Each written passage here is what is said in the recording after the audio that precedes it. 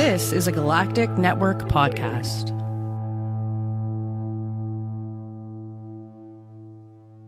The Podcast of Terror is a great podcast. It's covering movies that are not for children, and thus this podcast is not for children. The hosts are two adults who will use bad words from time to time. They'll also spoil movies if that's not your thing. So if you don't like spoilers and you don't want to hear some dirty language or some dirty references to dirty parts of your body, then please, please, please wash your body parts better and do not listen to this show. If you can handle it, and I hope you can because there's a great podcast coming up, then please proceed with Podcast of Terror. Burn and fire, burn the fire. Burn and fire, burn the fire. Welcome to episode 149 of the Podcast Terror production of the Galactic Network. For more of this podcast, including show notes, content information, subscription links, go to gncast.com/pot. I'm your host, Matt Stein. Corey will be here shortly. Our guest this week is Cam, a friend of mine from Kansas. I don't know, maybe we're friends. Also may know him by DJ Boatss. He's half of the popular DJ troupe Ass Jams. They're also doing the Ass Jams podcast. He also plays guitar in the band Young Bull, which I am a fan of. So yeah, he'll be here shortly. We're going to be talking about what we do in the shadows. All right. So it's the fun part. Start YouTube. And then we just talk about whatever we want.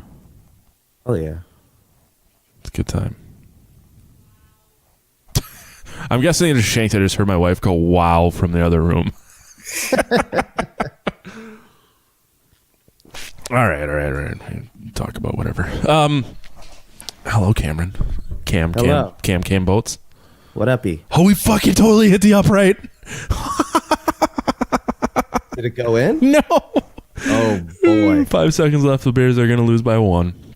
That kicker's going to be killed when he gets back. Yeah, they're in Chicago, so he's dying tonight.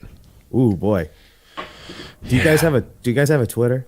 Yeah, it's Podcast Terror. At Podcaster Of Terror. Podcast of Terror. Yeah. We're so creative with the name. Although podcaster would be a bitch ass Twitter to have. Yeah, I'd be like, wow, I can't believe you guys we got it. That. Sweet beers. How's it going, man? I haven't really talked to you much, but I haven't seen you since James's wedding. Yeah, you haven't seen me since I was crushing Alizé like it was my job. That was. that was fucking hilarious. Yeah. I assume you're drinking Alizé right now. I'm not. I am drinking Trader Joe's bourbon. I mean, classy. Hey, it's 2019. Trying to limit my sugar intake. I'm pretty sure Alizé is mostly sugar. I've never had it, but It's awesome. Is it really? See, I'm just over here crushing like pastry stouts. So, orange what do you mean? Hold on. What do you mean, like a pastry stout? Yeah. So pastry stouts are beers, dark beers with like chocolate and shit. So this is orange and chocolate. Right. No, I got what brand? Oh, I'm sorry. I didn't know. Sorry, man. It's Goose Island, Bourbon County, the Midnight Orange. Oh, hell yeah. That's one of the like varietals that came out this year. Yeah. I was lucky enough to get 3 vanilla. I drank one orange, one of the purple one. It's supposed to taste like jam. And then I got the coffee barley wine, and then 3 of the originals. Yeah, I'm a pretty shitty beer drinker for a guy who worked for Firestone Walker this past year. Exactly. So. And, 2 of your friends, James and I, consistently send boxes of beer back and forth. Yeah, you're part of the little, what do you want, cabal of craft beer guys. Yeah, it's pretty bad. I started it, and then James got into it, and then... oh, it's your fault? Yeah, well, I think him and Curly, so... For people listening who know none of these people, this is going to make even less sense, but I'm sure I've mentioned James on the show. Him and I shared a bed 10 years ago, the first time I ever went on tour. The rest is history. Sometimes you got to snug. Oh, my God. It was so awesome. Then he made us scrambled eggs and bacon with his sick-ass Soulfly tattoo hanging out. Yeah. That pretty much means that you put out, right? Yeah. Yeah. That doesn't happen just on its own. It's not like accidentally wake up to bacon. No, you gave it. I definitely put out to get bacon that day. But yeah, so I met him. I met James Curley and Fareed in Indiana a couple years back for Dark Lord, and then last year was just James and I. So the rest is history. Yeah. How did we meet? I don't remember. I don't remember. I remember we kind of met when you were on tour with The Devil Wears Prada, and James is like, hey, he's in town, hit him up. And then I never actually hooked up with you that day. And then we were standing at the bottleneck, and someone said your name, and I'm like, hey, you're Boatss. And I'm like, I'm Matt from Wisconsin, and he just kind of stared at me. Hey, that happens a lot. I'm sure it was Jay's memorial show. Oh damn, yeah. Yeah. Moment of silence. Yeah. But yeah, and then the wedding. Then the wedding. Oof. That wedding was a little buck wild. Yeah. I got a I think it was like a $75 ticket in the mail from the state of Kansas because iPass doesn't work in Kansas. So what they do? Yeah, all the interstates. Yeah. So anytime we would get on the interstate, they would charge you for the rest of the entire length. So we got on in Kansas City and then off in Topeka, but then they charge you through Oklahoma. So then when we would get on in Topeka, they would charge you through Kansas City, and then there was an additional charge because they had to send me a bill in the mail. Yeah, it was fucking awesome. That's complicated. To be fair, I have gotten tickets from the iPass system because I don't understand how it works. Do you not have an iPass? Why would I have an iPass? I don't live in I. Well, and that's a really good point. So why would I have what is it, a K-Pass? K-tag. K-tag, yeah. How come they can't make the interstate's federal? Just exactly. And I know that there's iPass works in like a dozen states or something. So I could have swore that Kansas was one of the ones it worked in. Oh, it's like one of the main ones? I think so. Either that or it's just states with I, and I live near 3 of them, so I got that going for me. It's true. Iowa, Indiana, Illinois. Yeah, but Illinois, like Wisconsin doesn't. Wisconsin, yeah, but we don't have tolls. Michigan, Minnesota. Wow, a lot of these are just second letter is I. Yeah. But so Illinois is the only one with tolls around here. Really? Yeah, but if I drive through or to Chicago, I need a fucking iPass. Oh shit! I tweeted about being on the podcast. Forgot the link. You got to leave the people wanting more, man. Yeah, right. What somebody did. Like, hey, where's the link at? Oh, and here. Wait, I didn't copy it on my phone. Sorry. Wow, what's it like to have an audience? An audience? I couldn't tell you. Fuck you, man. I remember it was before I met you. James and I were at the Granada, and he was telling me about how Ass Jams like sells the fucking place out. Oh, that stuff. I mean, yeah, that doesn't happen anymore. But oh, really? It did. It did for quite a while. So it was once you get that link in there, because I don't know how good you are at multitasking. Like, I want to hear about Ass Jams because I've never gotten to see you guys, but I think it's fucking hilarious. It is fun. Here, okay, I have to say, whoops, I forgot the link. Is there any? I assume there's no delay to this, but if there is, there is. They click it, and then they'll see. Yeah, I think there's like a 5-second delay. You never know. That's called my sex life. Huh. Nice. I'll be damned. Okay, Ass Jams. Yeah, Ass Jams. So John and I, Ass Jams is me and John Marzette. It initially started when we were both door guys at the Bottleneck, and earlier that year, this was 2012, Mike Dye would DJ. Would like DJ. He just like play songs during the commercial breaks of that year's basketball championship, because that was when we like went up against North Carolina and hit like Final Four and did all kinds of shit or something.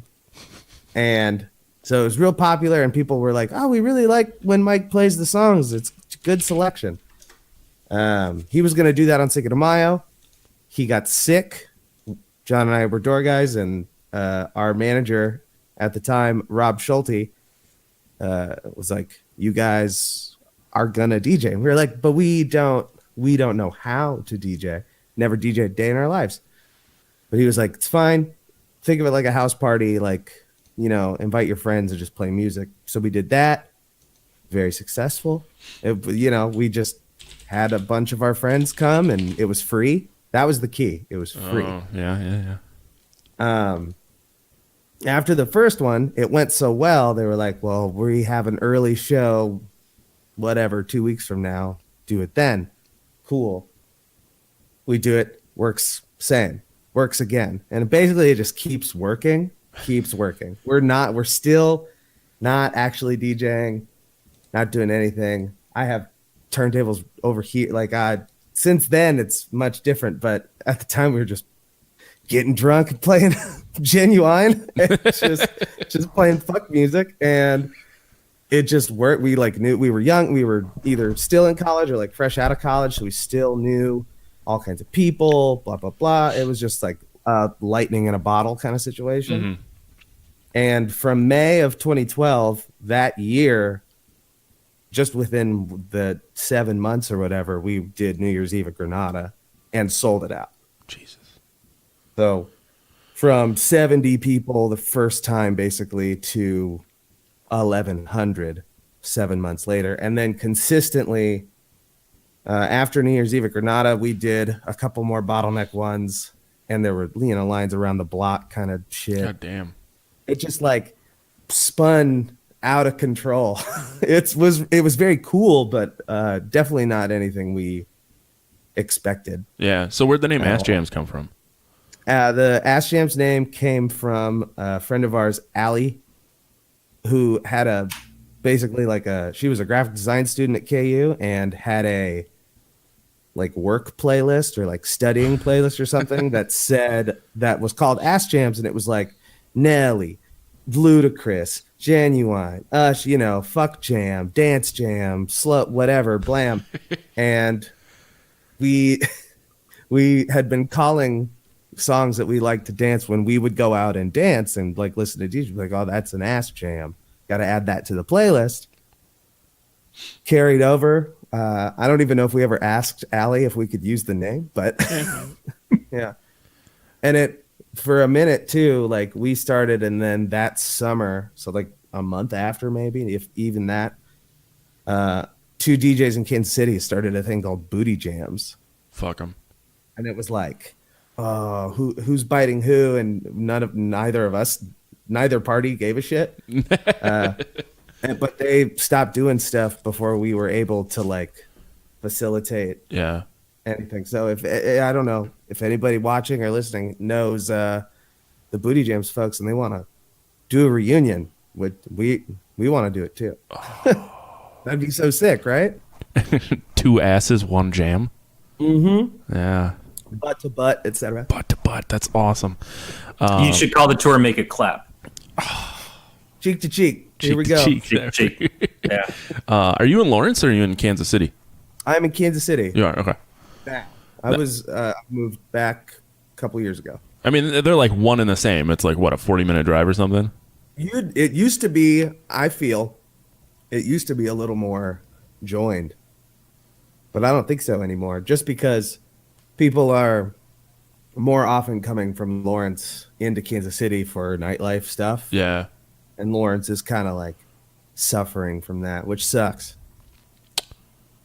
Yeah. I mean, every time I'm in Lawrence, it's for a specific reason, which is generally drinking. Yeah. There's less drinking in Lawrence now too, unless you know the right people or go to the right places. But well, just kinda I mean, now in general. in my 30s, I would just probably want to get drunk in someone's basement instead of in a public setting. Respect. Yeah, I mean, it's just, I can take my shirt off in someone's basement. It's not weird. True. It's less weird. There are a couple bars in Kansas City they probably let you take your shirt off. I don't know if I've ever done that. A couple bars where you probably get tipped. That's true. I've never gone out in Kansas City. At least Like a cow, I mean. I don't know. Does the bottleneck still have the boner dollar? The boner dollar? Yeah, on the... Maybe? yeah, so it was on like the podium where you would have to pay or whatever, and it was just a $1 bill, and someone drew a B and an R on there. If it's still in that podium, which it is still the same podium I checked, because I drew a lot of things on there, and they are still there. I'm pretty sure my name is upstairs. It's like spray painted or whatever in the green room. Yeah, I took a shit up there, and someone was concerned I was gonna get crabs. What? I didn't. Nah, that's like the best. That's if you're ever in the bottleneck and you need to shit, that's the one you have. The saloon style door. Unless you can get into the women's room, and then those toilets are great. But the men's public toilet in the bottleneck, the non-urinal toilet is just. I mean, it's just there. Yeah. No. It was upstairs. Right. That's the good one. That's the okay. Like, upstairs is the good toilet. Yeah, except it's just saloon doors, which is weird. Someone just kick it in on you. Someone maybe. Probably did kick it in on me. I don't really remember that night much. It's possible. Yeah. The weirdest thing about the saloon door is that it's kind of short, so if anybody tall's there, and you can see them and right over the top. I've locked eyes with touring bands. Like if they like got there too early and I was like shitting, and I'd be like, sorry guys, I'm the tour guy tonight. Whoops. I had a guy that I worked with at the job I left recently. He was IT for one of our other facilities, so he's from out on the East Coast, and I was out in California. And very aggressive guy. He's a guy who would drive faster going into a parking space. Like he would accelerate up to the wall of the 7-Eleven, like we're just going to drive through. And so everything about him, and this might be a Rhode Island thing, I don't know. There's a certain atmosphere in Rhode Island of just like, they talk a little bit rougher. They just sound more angsty than I think that they actually are. But they just got kind of a harsher kind of feel to them in a lot of ways, which is not an insult at all. It's actually, I kind of admire it. I think it's cool. I like people who don't bullshit. But he came in the bathroom. I was in the restroom. I was using the one stall. And he came in and he just banged the door open of the stall, probably thinking that if it opens, then it must not be occupied. But the amount of force, he didn't Jaws of Life it, but it really was close. And meanwhile, I was trying to Jaws of Life myself on that toilet seat. So all of a sudden he bangs in, and Grant, we've known each other like 2 days tops at this point, and it's all of a sudden eye to eye, and I'm in my most vulnerable. It's just the look on his face and the tear he made out of the bathroom. And all I could say was, occupied. Occupado. It's always weird when someone walks into a bathroom when you're shitting and you can tell that they're kind of heading for the stalls. So I like shuffle and make noise so that they know you're in there, and hopefully they just bypass that one. That's when you make a plop. just force pinch one out. Yeah, I don't know. In my late 40s. There's no making a plop. There's hoping it'll happen. Sure. I don't know. I for a long time I was always that guy that, if there are people washing their hands, I'm gonna like try to wait or poop quietly. Yeah.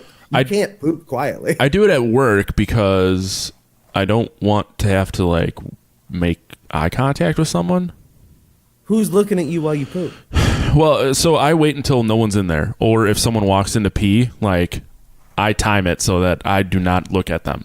Okay. Because I work with some of the world's most disgusting human beings. I work in IT. We have pretty terrible diets, and a lot of these people don't do anything. So the bathroom consistently smells like microwaved feces and cigarettes. Golly. Yeah, I work. Oh, Matt, this is why I'm trying to get a job where I don't have to leave my fucking house, and the only shit I have to deal with is my wife's and the 2 cats. Oof. Respect. Yeah, it's like I wasn't sure what to say. Respect. It's like I would like to make half as much money potentially because I never want to leave my fucking house again. You're gonna save money on gas. Yeah. Water because you're gonna shower less. Yep. Therapy, yeah. Etc. It'll pay for itself. Drink home coffee. That instead of like going out to pick shit up on the way. Yeah. Realistically, that would save a lot. A lot of fucking money. You know what you got to do? So hear me out. I don't know how much coffee you drink, but McDonald's shit on command. Oh yeah, see, every morning I can kind of time it out. But McDonald's McCafe coffee is actually really fucking good. was talking about this earlier today. Yeah, so you can buy the grounds on Amazon. You can get 6 bags for like $30. Whoa. Yeah, so that's what my wife and I do. We just buy 6 bags at a time, and then her and I both drink it. We have a righteous coffee maker that my mom gave us that does the grinding of the beans in the maker and does all this stuff. And we don't know how to use it. And so it's just been sitting here for the last 3 months. My wife's like, yeah, at some point your mom will have to come over and show me what to do with it. I'm like, I'm pretty sure you can fucking figure it out, Yeah, or we can it can't be download the manual. But when we got Big B here, and Big B is actually kind of a cool coffee place. And it seems like every time she goes, they're honoring some buy one, get one free coupon. But the other thing is we're stupid. Like, I don't drink coffee. I drink milkshakes that have some coffee flavor to them. Oh. And she drinks iced white mocha soy bullshit thing because, again, the pooping. Tastes great. It doesn't taste bad. Yeah. I'm in on it all day. I only drink cold coffee. Hot coffee has lost its luster for me, unless it's, super black or whatever, I guess. Yeah. But otherwise, they sell cold brew concentrate at the grocery store. Yeah. A little bit of that, a little bit of cashew milk, some sweet, bam. I'm ready to go. Fucking shimmying. I want some now. I'm thinking about it. Yeah, in the wintertime, I like a mocha, peppermint mocha. I want my coffee to taste like Christmas. So I'll drink hot coffee then, and then I'll throw a couple Annie's mints to melt in the bottom. Oh, wow. Yeah, fuck yeah. That's but next level. That's just me, and I'm good with that. But for the most part, yeah, it's frappuccino, just iced happiness. Yo, you got it. If you have a blender, you should blend these mints. I'm sure we can make some blend. Yeah, and I break them up when I throw them in there. Yeah. But the Big B coffee, they actually crush up peppermint and put them on the whipped cream. Oh, wow. Wow.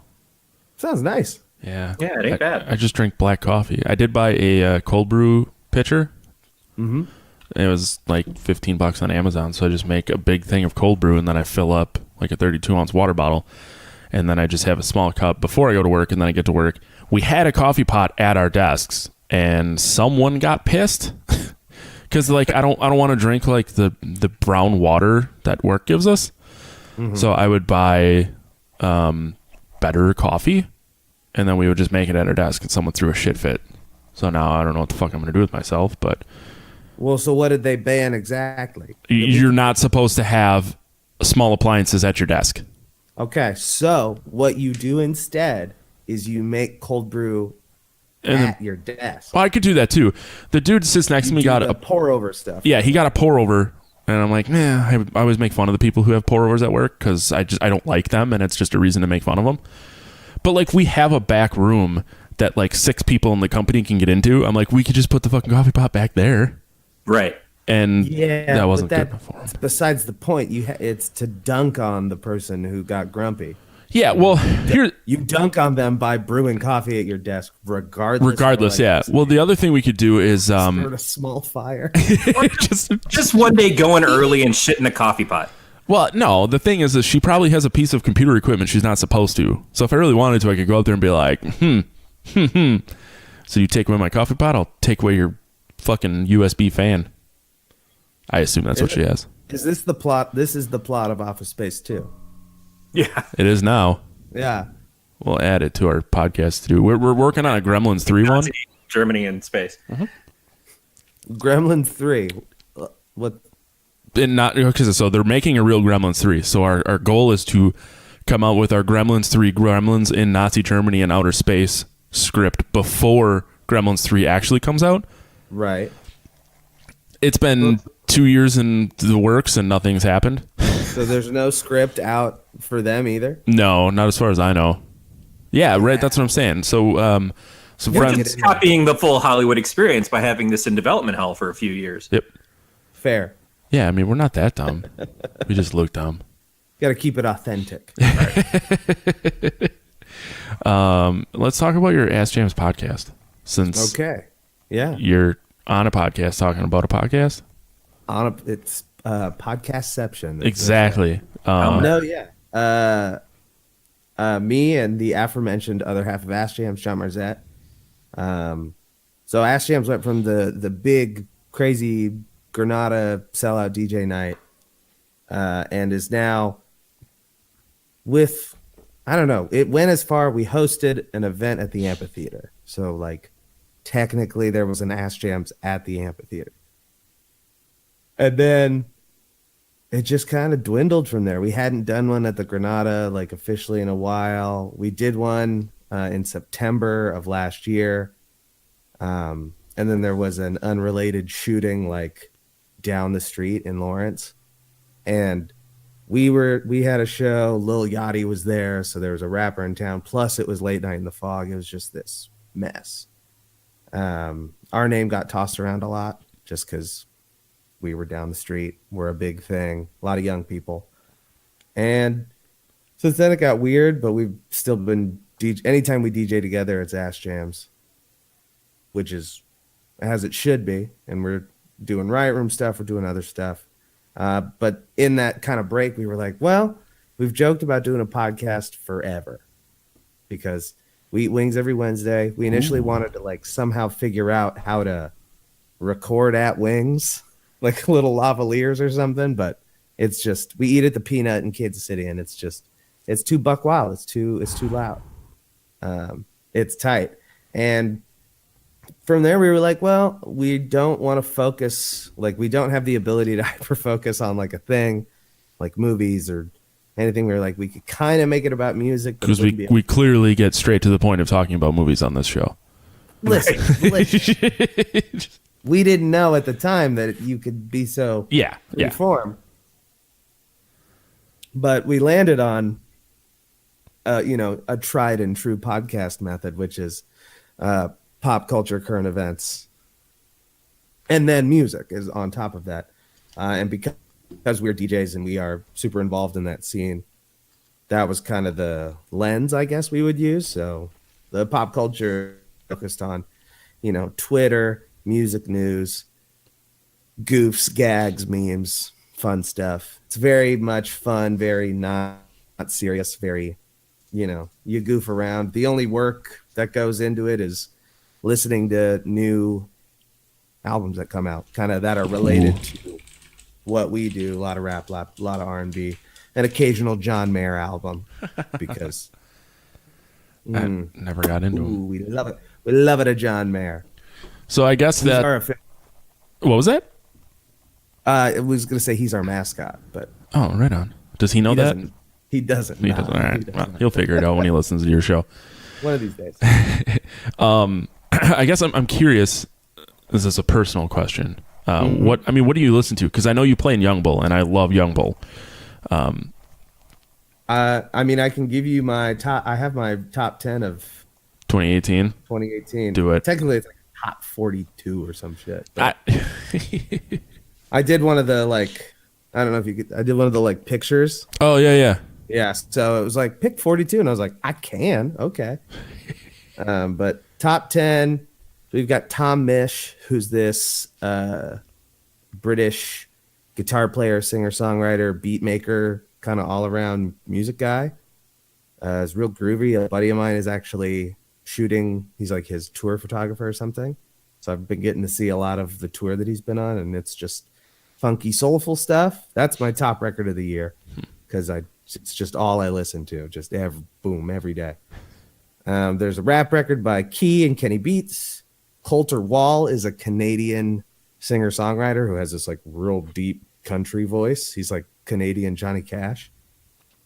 And then there's Sleep, the new Sleep album. Okay. So, it's starting to make sense. It kind of goes from there. Mitski, Blood Orange, Georgia Smith, who's another British singer, R&B. The new Yob record. Okay. 21 Savage's new record, and then Brandy Carlisle. So before you said Sleep, I was going to ask how you play in a band like Young Bull if all you listen to is hip hop and not doom, but I don't know. Well, Young Bull's not. We're a little too dirty, a little too dirty, a little too zoomy to be quite a doom band. You're enough not doom that I like you because I cannot. James asked me to play in a doom band with him once, and we never wrote a song because I couldn't play slow enough. I I tell Jamaki and Brian all the time because Jamaki and Brian are in Young Bull and in Amanaza. Yeah. And I tell them all the time, just like, Which is weird because I don't get how they count it. I can't. It's like when I met them, they were all in cast pattern. that's probably why they want to do it. They're like, we played as fast as we could, and now we're gonna play as slow as we can. I mean, from what I heard, the new Amanaza stuff's less slow though. It's I mean, it's as upbeat as fucking Doom can get, I guess. But yeah, I don't know. So I mean, I've listened to hip hop, R&B stuff like that all my life. The thing that got me playing guitar was fucking Blink-182 because I wanted to be a pop punk princess. I fucking love pop punk music. Dude. I don't anymore, but I did once in a while. Long time. Once in a while, I still go back to old Newfound Glory. Fair. Yeah. Okay. Yeah. All right. I'll consider. I don't like their new stuff. Like same thing, like Enema of the State, Blink-182 era. Like I'll listen to that once in a while and be like, this is pretty fucking good. But their new stuff, I'm like, it's not the same. And I think it's because you equate the album. Also Matt Skiba, which he sounds it's like just not right. No, he sounds like dog trash. But I need some Yeds in there. My Yeds. Have you? Need some of those in there. Without that, it's not Blink-182 to me. But so I feel like I did a pretty traditional guitar dude thing where I was like, I got into guitar music because my dad was like, oh, if you want to play guitar, you better listen to Jimi Hendrix and this, that, you know, all the classics. And I still really love me some dad rock. But from there, pop punk into my sister showed me the Blood Brothers. So I got Blood Brothers and I was like, boom, right into screamo, hardcore, sass, kind of whatever. Yeah. My girlfriend in middle school burned me an Every Time I Die CD. So I was just like, bam, them right there. They're still probably my favorite heavy band of all time. Oh, they're so good. They're a safe bet too. I mean, they're just fucking bam. Never failed. Never lost. Follow brand. So, and then, from Every Time I Die, I went into, then I discovered like progressive metal and like all that, you know, everything from like Animals as Leaders to Protest the Hero, like, and then into the weird, like super nerd stuff, the Satrianis and Malmsteens and bullshit like that. Just kind of went all over.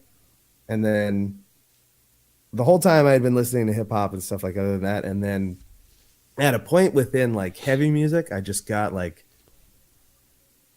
not bored, but like exhausted by the options. Yeah. So I just kind of was like, well, I like this stuff, and these bands are still putting out, you know, new things.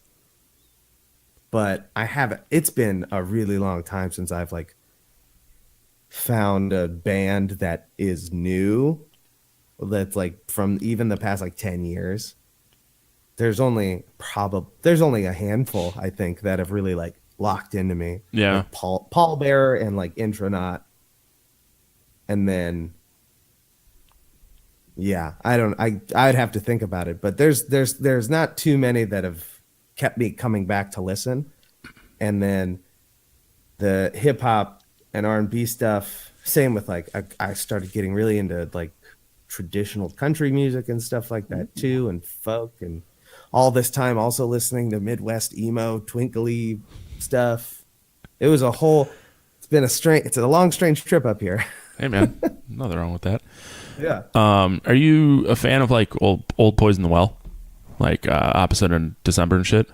Never listened. Really? I hear I would love. I know. I hear I'd love it, and I just have never. I haven't sat down with it. Fuck man, I would say check that out. And then there's this band called Sanction that came out recently. Mm-hmm. The record quality sounds very much like Opposite of December. Spotify. Yeah. And then Bloodbather is another band. Saison is their name? I'm sorry, what?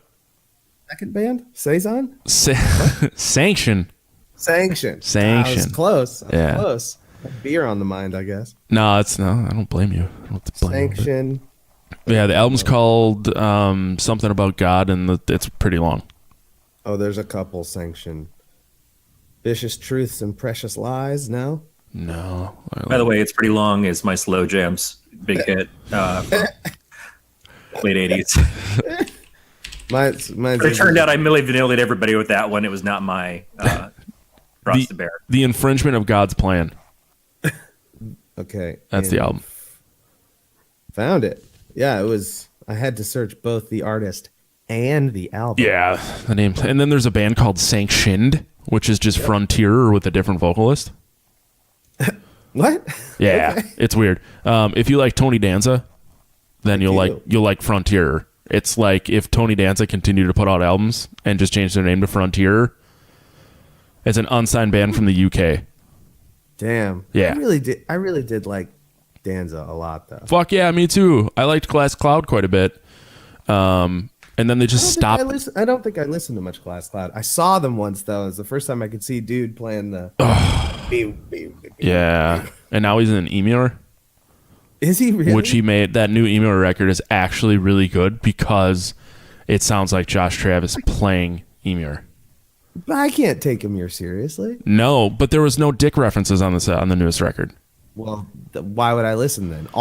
Also defense of them, there's only one reason I'm gonna do it. That's a good point. It's the reason I still check out Attila songs. So I'm like, he's gonna say motherfucker a few times. Maybe he's gonna say suck my dick. Oh my god, dude! I saw them once because I am one of the oldest people that attend Warped Tour. Okay. Yeah, no. Like, there's always a shit ton of good bands. Every Time I Die plays every other year. You know what I mean? Yeah. So R.I.P. Warped Tour. yeah, although they're doing one-off dates this year. But anyways, Attila was there, and it was in Milwaukee. It's at the Summerfest grounds, which is like a big ass 11-day music festival, and on the grounds are the outdoor amphitheater. So the two main stages, they split the amphitheater stage. So, Oh wait, no, they do that here. oh, okay, yeah. So it's the same thing. Yeah. So yeah. So Attila was in there, and you can walk through the amphitheater, and I just remember seeing this douchebag in like an all white windsuit in the middle of summer, just yelling "suck my fuck," and all these people are like chanting. I'm like, Hell yeah. it's fuck, man. Like, in defense of Attila, lead singer of that band was on MTV's Made. yes, he was. He wanted to be pretty. Became pretty. He did. He was a male model for a little bit. But still was in a band at the time of MTV Made. which He I was think in Attila at the time. Yeah. So, And do you think I he's? don't know. I saw them at Jackpot. Yeah. The like first tour they ever did with the Rage record. I had the best time. It was fucking sick. I think the guy's a tool, but Oh yeah. part of me wonders if it's a show or if he's just really like, is he real life that big of a douchebag? No. I have heard from reliable sources Okay. that he's still kind of a turd. Yeah. But he's more of like we would know people who are like him. Yeah, He's a relatable turd. he's a relatable dude. Exactly. He's three Keurigs for sure, or 97. I don't remember how many units it was. Yeah, but you know what? I feel like he's built like this brand, and him as a human is that persona, and that's why he does it, which I get. Party metal was in for a hot second. Holy fuck, was it? I don't know how they're still around. Because that's what they had to do. So they started again. When I saw them, all I knew was the one song "Rage," which is just about partying. It's got some singing. Well, they got the new one about and then pizza. Yeah, probably. I haven't checked it out. I haven't heard it either. but- I just saw it exists. They were, I don't know. They were so aware. I think that's what keeps them going is they know that he knows. Yeah. He's not, you can't go, I'm a motherfucking riot bitch and no, if you deny it, so you can't say suck my fuck in a song and not know. Yeah, I mean that's a really good way to look at it. That's what I want to believe. No, and it's easier to think of it that way than to think of him in like a room and like writing lyrics and be like, fucking suck my fuck. Yeah. This is fucking fire. That's equally as possible. which is It really is.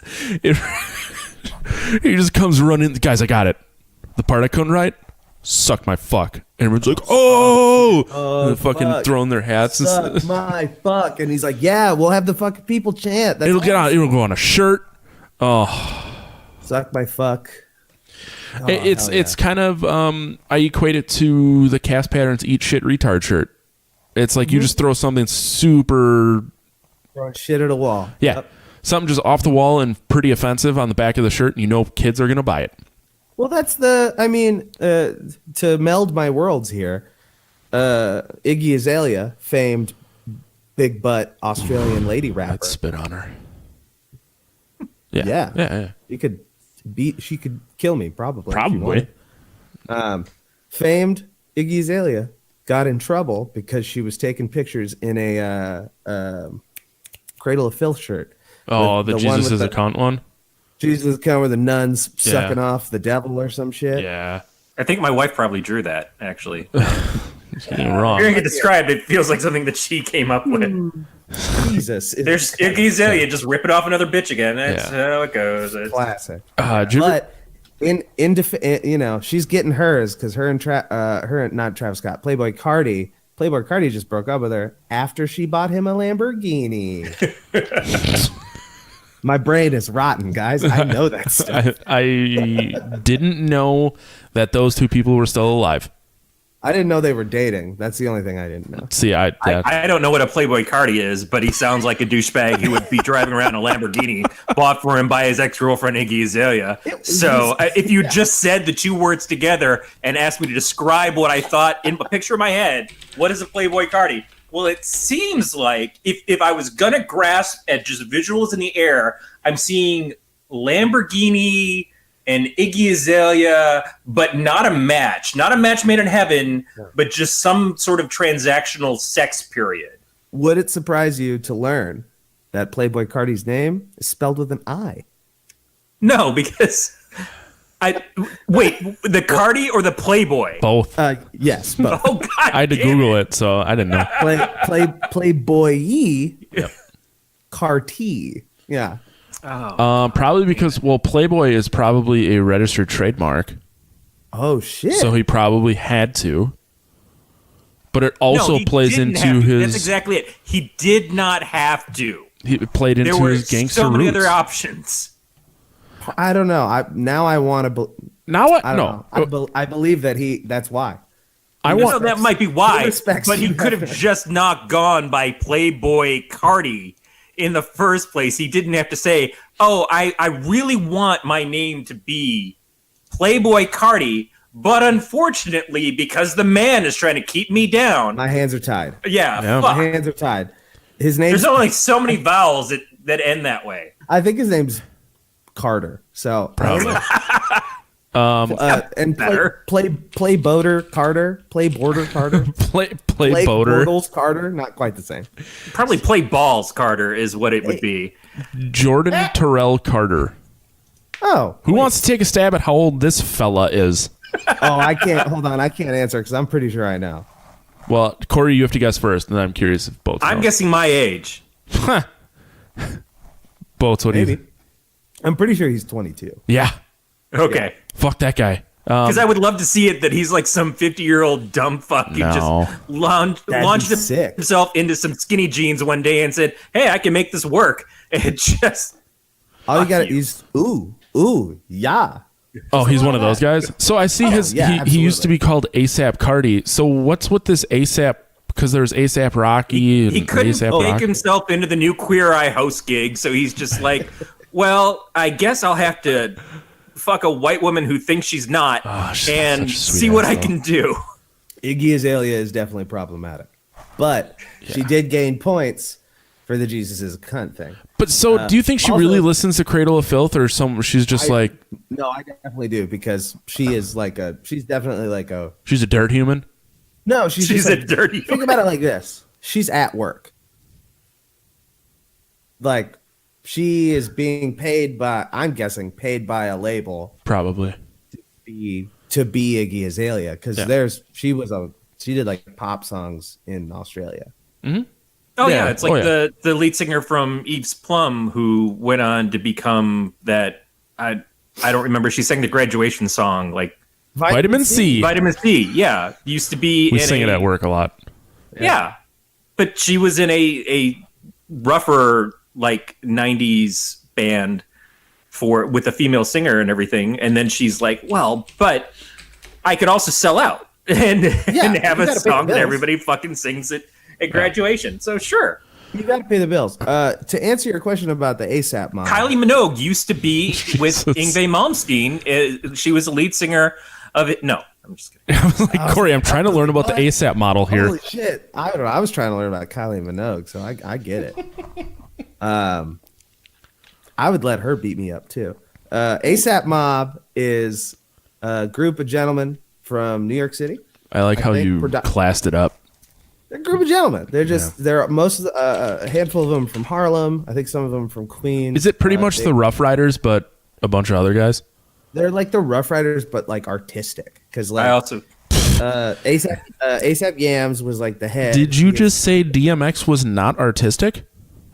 His crew was not. He was. Okay. He was did the you say lone- artistic or no. Art, yeah, Autistic? hard R. Yeah, hard R artistic. Hard R? Yeah, that DMX really goes for the hard R a lot. Yeah.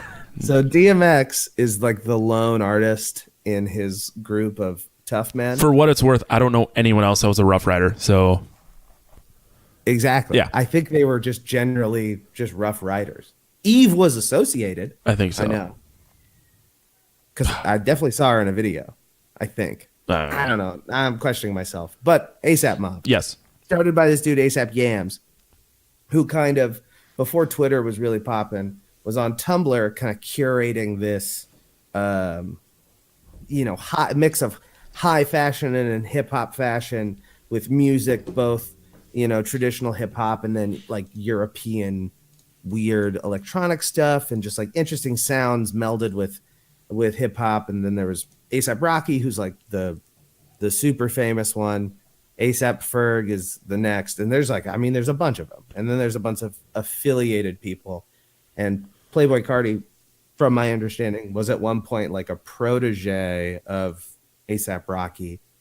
And then they parted ways, I guess. I don't know, who knows what happened, but it's basically like a hip hop's version of an art collective or like a DIY. It's very much like a DIY collective because they would book their own shows and do their own fashion, and they kind of did. They were, as they say, very punk about it. That's like the new thing in hip hop, especially with people like Cardi who are like trying to do things all on their own, but everyone ignores that they have major label support. So right. It's kind of it's the wires are getting crossed, but the like work aesthetic is still there, I guess, if that makes sense.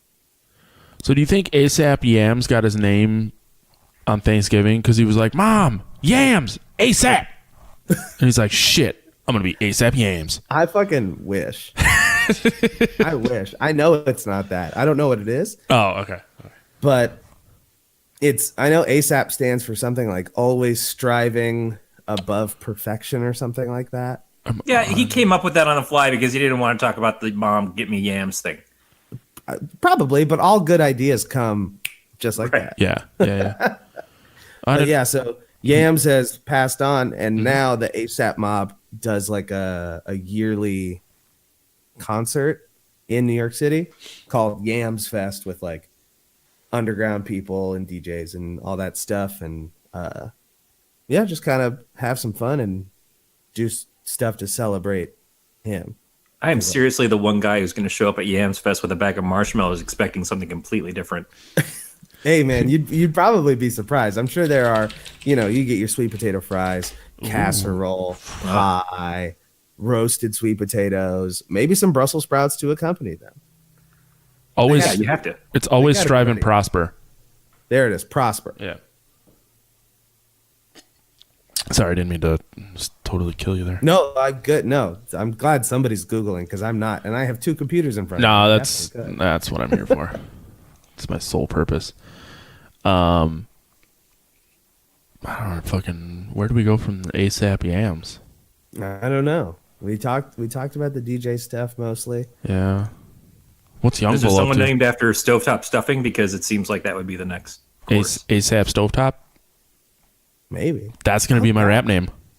ASAP Stovetop. They're just gonna call you Jiffy Pop for short. Yep. How did we get from stuffing to popcorn? Oh.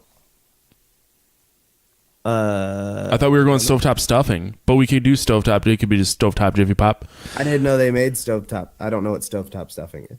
What the fuck? Stovetop is the box brand of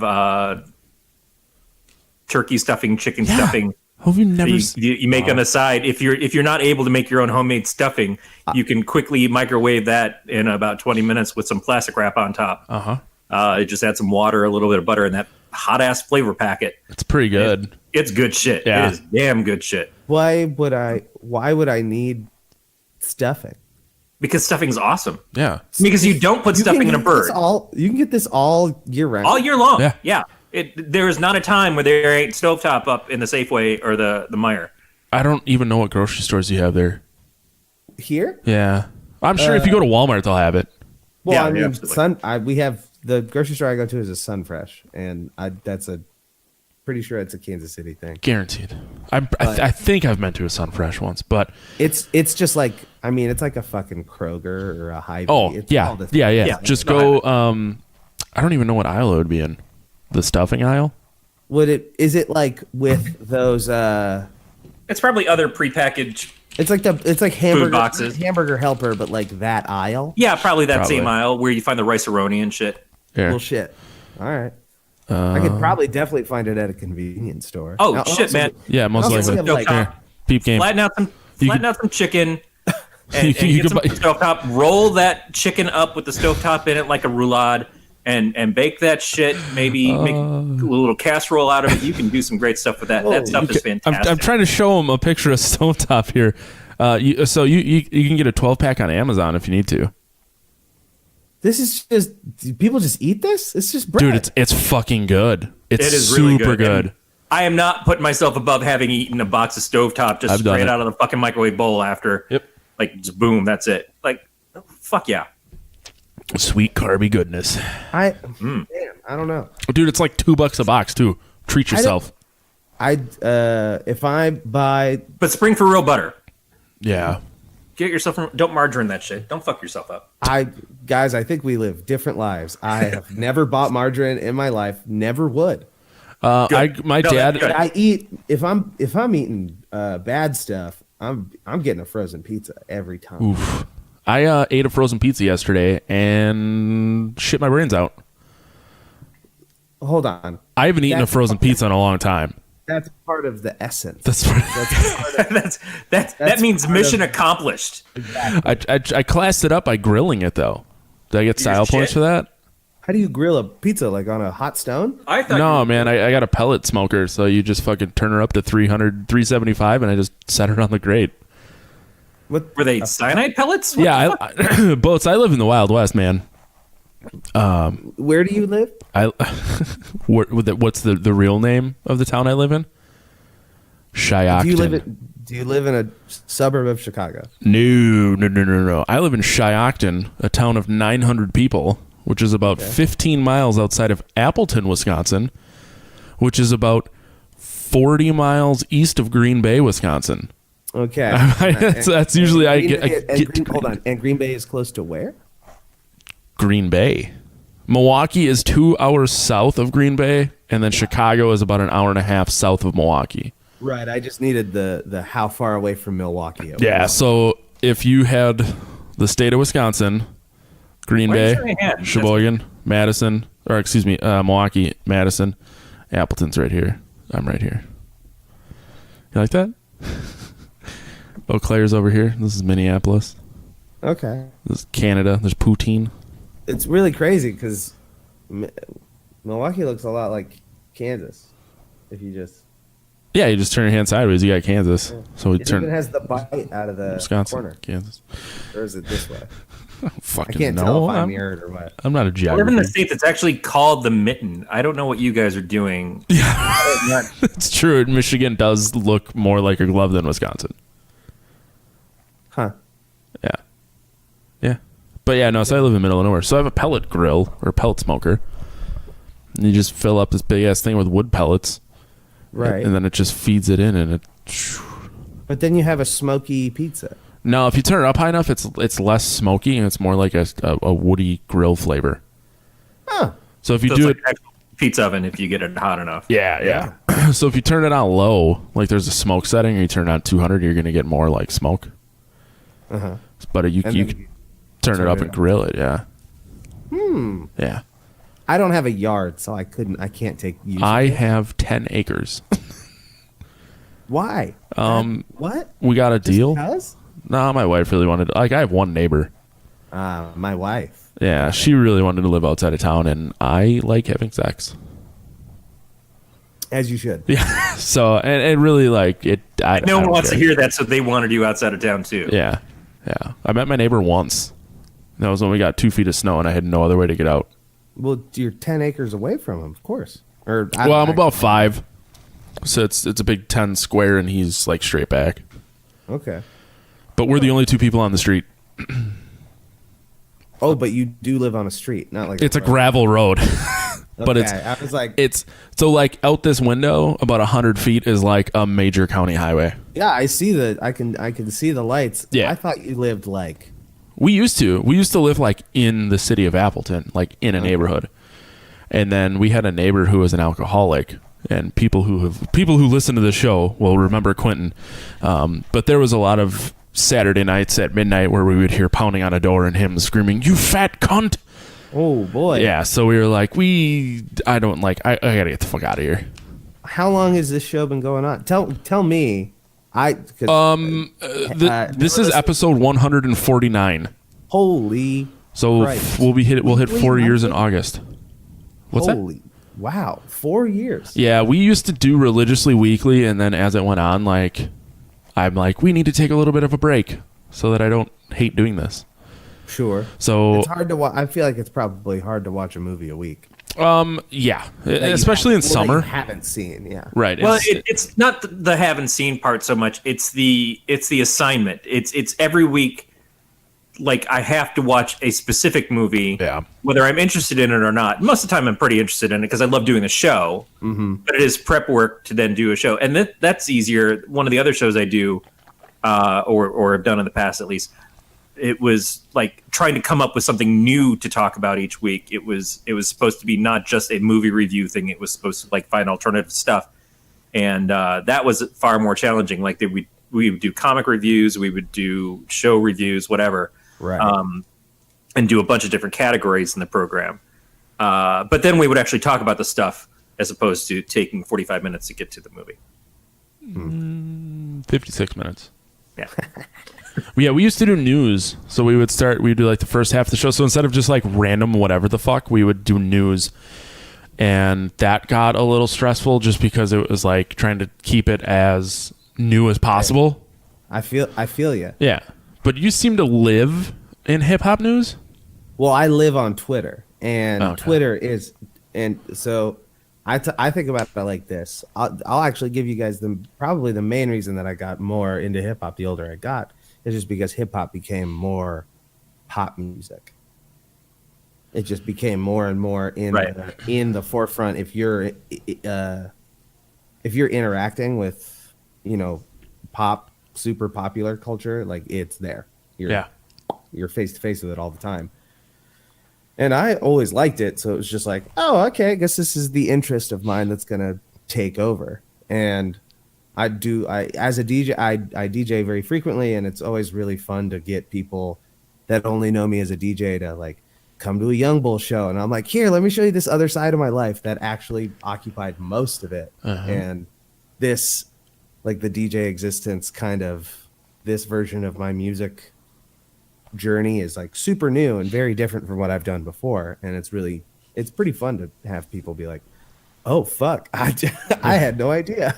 Yeah, like, I work in IT, as does Corey, and a lot of my coworkers will come and see our shows, and they're like, yeah, totally, I would totally come and see your band play. I'm like, just so you know, I said just stay till the end. I said, you're not going to like the singing. I said, just stay till the end. And then I was like, it's pretty different. And I'm like, yeah, I know. Like, my in-laws came and saw us play. Oh, wow. They left before we finished and Now, said a word about it. Now, oh fuck, that's hilarious. Yeah. How would you describe it to me? Like someone with knowledge, but maybe I don't know. I'm out of the game a little bit. We get called a hardcore band a lot, but we're not. Okay. We're not like Tough Guy, like Hatebreed hardcore. More like Bless the Martyr Chariot style. Ooh, where it's like real chaotic and noisy, and it's more drum driven than anything. Dude, I loved the Chariot. We're on Spotify if you want to check it out. Give it to me. I'll do. I added Poison the Well and all the other stuff. Drown the Lifeguard. Yeah. Yeah. Oh wait, you're telling me you're not even a lifeguard? No. So you know how many people are like, so you like a lifeguard? I'm like, no, man. Just be clever. Why? It is clever because you tricked me. Oh, that's funny. Our last band was The Sky and the Execution, and I have the Yahoo email, The Stein and the Execution. It's super fucking long, but I'm like, I can't not do it. That's so long. I know. So long, it's almost worthless. All I use it for is fantasy football, which I'm bad at it. So, I did okay in. Were you in the league with Brian and I, with all of us this year? No. I want an invite next year so I can be bad in that league too. Hey, you got to talk to Brian, but I'm going to text him right now. I'm usually really, really bad, but I got second place this year. I was real jazzed. Did you auto draft? No, but I'm going to next year in the other league I am, because I always lose the other league, but the auto draft always like comes in third place. My wife auto drafted and won. Like, oh, I'm gonna. Yeah. She won the championship in our league. That's tight. Do you like doing a shit ton of fantasy football? No, I don't. I'm real bad at paying attention. I don't like learning. Because someone's gonna drop out of our league. I need to fill it with someone. I figure I might as well fill it before the football season's even over, right? Well, think about it this way. How serious do I need to be? 0%. There's no money involved, and the name of the league is Multiple Scoregasms. Oh, if there's no money, then hell yeah, I'm down. Okay, yeah, it's just for fun. I'll play in a fuck ton of leagues. Yeah, we do a spreads league with all. It's just the 5 guys in our band. Everyone puts in $100, and it's the entire season. And I am so far out of fourth place. Like, I'm out of fourth place by like 7 points, and I'm like, I just need everyone to stop picking. That's the only way I can win. So wait, hold on. What's a spread league? So like, you do it on paper. We do it all by email. But so the Bears game, because that's what we talked about when you showed up. The Bears were -6 to the Eagles. So the Bears, if you chose the Bears to cover the spread, they had to beat the Eagles by more than 6 points. So you basically take the final score, whoever you picked, and then plus or subtract 6. And if it's gambling, but oh fuck yeah, it's gambling, and it's like literally it's how like gambling lines are. Yeah. So it's a lot more involved than just being like, I think this team's gonna win. It's because like the Patriots are like always -13, -14. I think there was a Chiefs game where they were like -16, and I'm like, well, wow, are the fuck Chiefs gonna really win by 16? I'm pretty sure they did, but this year Kermit the Frog for a quarterback. Hey guys, I'm gonna pass the football to you. Okay. Giselle. I'm trying not to fucking rocket water all over my keyboard. I'm picturing a really skinny Miss Piggy because they let all the air out of her, but whatever. just Tommy. I can't do the Piggy voice as well. Kermit. Goddamn. This is pretty slick though. I've never done anything like this. It's easy, and like, so Corey used to be in California, now he's in Michigan. So it got hairy like when we would have someone on the East Coast on. So it's like we're spanning 3 time zones. It's like 4 o'clock in the afternoon for him and shit. Yeah. But, yeah. So we have now Corey lives in Michigan. You said? Yeah. Yep. Yeah. So we have a frequent guest who's out in Brooklyn. And like, I blew his mind when I explained to him, because he did a Simpsons podcast with a buddy of his, and they were always in the same room. So I'm like, well, we don't like I just record all the audio like it comes through my computer. It's all good. We stream to YouTube. It's not a big deal, and it's fucking blew his mind. Yeah, we hadn't even met for the first couple of years of doing the show. Yeah, I was out in San Francisco for work a year and a half ago, and that was the first time I actually met Corey. Well, how'd you guys meet then? So, the Galactic Network, going back. Hold on. I gotta go get more whiskey. Hold on. All right. You said Galactic? Yeah, there's a whole backstory, dude. Go get whiskey. All right, hold on. All right. Well, I would have felt bad if we didn't at least mention a fast food place, so at least we got the McDonald's coffee plug in. Oh, this week. yeah. Did you see that? My damn headphones are falling. We talked about the Arbinator, right? I still haven't eaten it. All right. So the Galactic Federation. Okay. So I'm from Sheboygan. When I lived in Sheboygan right before I moved, I worked at a country radio station, and the country station also had a rock station. The program director of the rock station moved to Canada to marry someone. Just follow me. Okay. Dave wanted to start podcasting after he moved, so he asked me if I'd be interested. And it was shortly after I moved up to Appleton, so it's like I didn't really know anyone, so I was like, fuck it, why not? Like, I was still in school working part-time. I had a bunch of free time. Mm-hmm. So we did the What If podcast, which was like, hey, what if you won the lottery, or what if the world ended tomorrow? Like, how would you handle it? Sure. From there, he asked me to be on, it was Newbie and the Geek, which then turned into the Sci-Fi Film School, where he would make me watch a sci-fi movie. We would talk about it, and then he would quiz me. From there, I was on the Sci-Fi Geek Club, I think it was. Sci-Fi Geeks Club, yeah. yes. And it was like, I'm not a big sci-fi fan, so I was there because Dave and Brad, who now Brad and Anessa are married, and they are the heads of the Galactic Network. But I was there because they liked me, and they liked hanging out. Right. And Corey just kept saying like, hey, Matt should do a horror movie podcast because he really likes horror movies, and I could be his guest, his co-host. And so 4 years later, here we are. So the Galactic Network is a podcast network. Yeah. Got it. I thought that was like maybe just like a sick name you had for the forum or whatever. No. I don't know. No, we like to call our fans potheads. And it's not even on purpose. Damn, come on, Just man. worked out that way. Come on, man.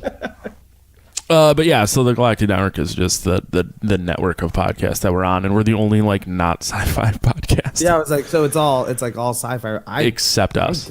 I'm gonna check this out because Yeah. They still like Alien Invasion is on like episode 370 or something stupid.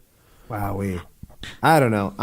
As I told you when you asked me to do this, not much of a horror movie guy. Don't really like being spooked. Yeah, dude, you're not the only person that's not like a big horror movie fan that we've had on, and it's not about like we did Mr. Boogedy, which was a Nickelodeon special. Disney. Yeah, a Disney special from like the 80s. That sounds mad. That sounds mad spooky though. That 80s shit. Oh, dude, it was so cheesy. I don't remember it, but are you afraid of the dark to ruin mine? Dude, it's coming back. I know. Yeah. It's so excited. continuing to ruin my night. So excited. Yeah, but you can look forward to all that playing after it, and you'll be fine. So This is all only if Amanda Bynes is the only returning cast member. and she's apparently doing better, so maybe she'll come back. Although I can't imagine that Keenan's not going to show up because Keenan shows up for anything that they'll pay him $5 for. Respect. Gotta get that bag. I get it. Oof. I get No, it. always happy to have him. Goddamn right. Keenan Thompson is national treasure. He's the man. Kel, I don't know about Kel, but fucking Keenan. Wow. I did really like Good Burger. Good. Oh wait, that's a different color. Switched her up. Drinking. Stone Enter Light, the Metallica Pilsner. Oh wow. It was in the back of the fridge, I running low. had a Def Leppard Pale Ale from Elysian. I could see you developing lesions from drinking a Def Leppard Pale Ale. I didn't know Def Leppard had beer. I know that Iron Maiden made beer. Fucking Deftones are making beer now. Whitechapel made a beer. Wait, hold on. The Def Leppard Ale, you can only drink it with your left arm, right? Oh no. Or your feet. Hell yeah. Love it. Fuck you. Oh, You gotta drink. You could drink it with your feet for sure. That's true. Beatmaster, sorry. So Beatmaster's in our chat. He pointed out that the Elsenerds aren't really that sci-fi-y, which is true. I forgot about the Elsenerds. because you guys put out an Certainly. episode once every 6.5 months. Wait, is there a chat that I can look at? The YouTube. If you go to the YouTube stream, there's a chat on the left. It's really just Beatmaster and I, because no one likes us. Yo, what the fuck is up, Beatmaster? What the fuck is up, Denny's? Beatmaster's in a different country, and we love him. It's like 4 a.m. for him. Holy shit. Yeah, I'm a little upset. tight. Growly's not here. He always rolls in from Indonesia, Thailand. Growly? Yeah, the Growly bear. That's his name. Yeah, Crowley is here. Woohoo! Welcome I to live chat. Hello, Growly Bear. Still never remember what country you're from, and I know that it is almost 10 a.m. there. Damn. 10 a.m. Monday morning. He's living in the future. That's really cool. Hello, guys. Yeah, so Matt and I, when we started doing this show, we were the first show on the network to have the Explicit tag. take. And it was kind of We like really we were took it talking about it fast. ahead of time, and I said, now we have to kind of clear this with Dave, because Dave's worked very hard to cultivate this culture on this network. And I was right, Growly, it's Singapore. Fuck.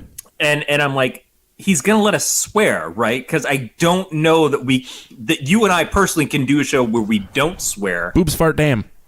And then Dave's the one who would always accidentally swear on his show and have to beep himself out later on. But we were going for the record. Beat says it's a whole network ended up being rated R. I should point out that Dave and I did Weird World Weekly too, which kind of was like the span between sci-fi and horror. It was all like paranormal or unexplained or like UFO sightings type shit. Or Beyonce conspiracies. Yeah, trying to get pictures taken off the internet that I masturbate to. Oh, the Hulk picture. Yeah. Hey, man, I know. I'm picking up what you are putting down. Yeah, I'd totally let her Hulk squeeze my balls with her butt cheeks. Hell yeah, man. That's Beyonce. She's the closest thing we'll ever get to royalty. I would sniff her fart. That I don't know, because I just don't think it would. I don't think it would smell any different than mine. Smell like day old Chinese food. I was gonna say your fart smells like Jay-Z. Shit. Yeah. I wish. My fart would be richer. That's for sure. That's true. What do you think Jay-Z smells like? Cologne, like really nice cologne, and Probably really natural good. soaps. Natural soaps? Yeah, like dude smells like hemp. Like I hemp oil. bet. Yeah, he's not Lenny Kravitz. He's not one of those people who got super rich and says, "Well, fuck it, I'm still not going to shower." Jay-Z is quality. All right. Yeah, Jay-Z's quality, but I bet Lenny Kravitz, actually, my personal friend Leonard Kravitz, he definitely smells like patchouli. He smells like day old garbage that's been sitting No. out in the sun. He smells like someone else's patchouli that he's just been smoking it with him so long. Okay, There's- that's fair. That's fair. Okay. There's a girl He that probably still smells like Lisa Bonet. Is really. Boy. there's a girl at our work who smells like patchouli, and I can always smell her coming. And dude, And they will let you have a coffee maker and some patchouli smoking. Yep, Like yep. she's masturbating at her desk. just- That's got to plug into a USB port. Wait a minute. Hold on. Corey, I think you misunderstood. Coming? Yeah. yeah, I think patchouli smells offensive. I'll leave it at that. Oh, I agree. Yeah, like we have soaps. We live in the 21st century. It's just amazing that she's masturbating at work. That is really strange. Yeah. You've never I done agree that? with Corey. Not in a while. I work. Matt's well, in IT. He's got a room that only 6 people have access to. Matt is definitely masturbated at work. Yep. For sure. Yeah. To be fair, usually when I'm at work, I'm in front of people. That's a good so point. it's limited. I'm not saying I've never done it. It's Just don't make eye contact. right. Or do it directly in the HR office so that she can't call you in afterwards. That's a good point. Like, hey, I'm gonna make this easier on both of us. Just whip your dick out, start going to town. Maybe don't do Do I have to that. fill out a report, or can you remember? So, do you still work for Firestone? Currently, no. I'm in the process of trying to transition to full-time work. Fair enough. Because the position I had with them was only part-time. Did you get sick ass beers? Not like for free or anything, but I mean, well, I guess technically I could get like reimbursed if I hadn't had the beer before, and I would lie a lot. So Fair enough. I mean, I always wondered how that works. Like, I made some friends at a brewery out in Fargo, and they've been super nice and sending me their beers. Well, so it depends. If I lived in California, like if I lived and worked at the brewery, that'd be different. Like if you work at the brewery, like if people who work at Boulevard and Mothers and all the breweries around here that I know, Yeah. they get. Fuck, I have a bottle of barrel-aged MILF I was going to drink. I feel like I really should have. James sent it to me. Where's First They Hills make- Brewery in California? Paso Robles. Yeah, up there in wine country. Yes, Yeah, I lived in the wine country. I used to drive past. What is the fucking local beer in Petaluma, Matt? They got bought out by Budweiser a couple years ago. Fuck, I can't. I'm just going to Google it. R.I.P. Yeah. In what part of California is that? Well, I lived in Rohnert Park, so Sonoma County. Lagunitas. Lagunitas, yeah. They So got they got bought by Heineken, not Budweiser. that's what it was. Yeah. Okay, because I give a fuck about beer is the problem. Yeah, Corey doesn't drink, so he's got no Oh, okay. horse in this game. No, they were the only. Lagunitas was the only American beer I saw. I got to go to Europe this year on vacation, just because, and it was the only American beer I ever saw. Was usually Lagunitas 12th of Never, the like pale ale. Yeah. I don't know why. Huh. I mean, sure, Bud Light, but that was pretty. Or not Bud Light, Budweiser, but that was pretty much it. We have some friends who live in Sheffield, which is North UK, and they always make fun of our beer.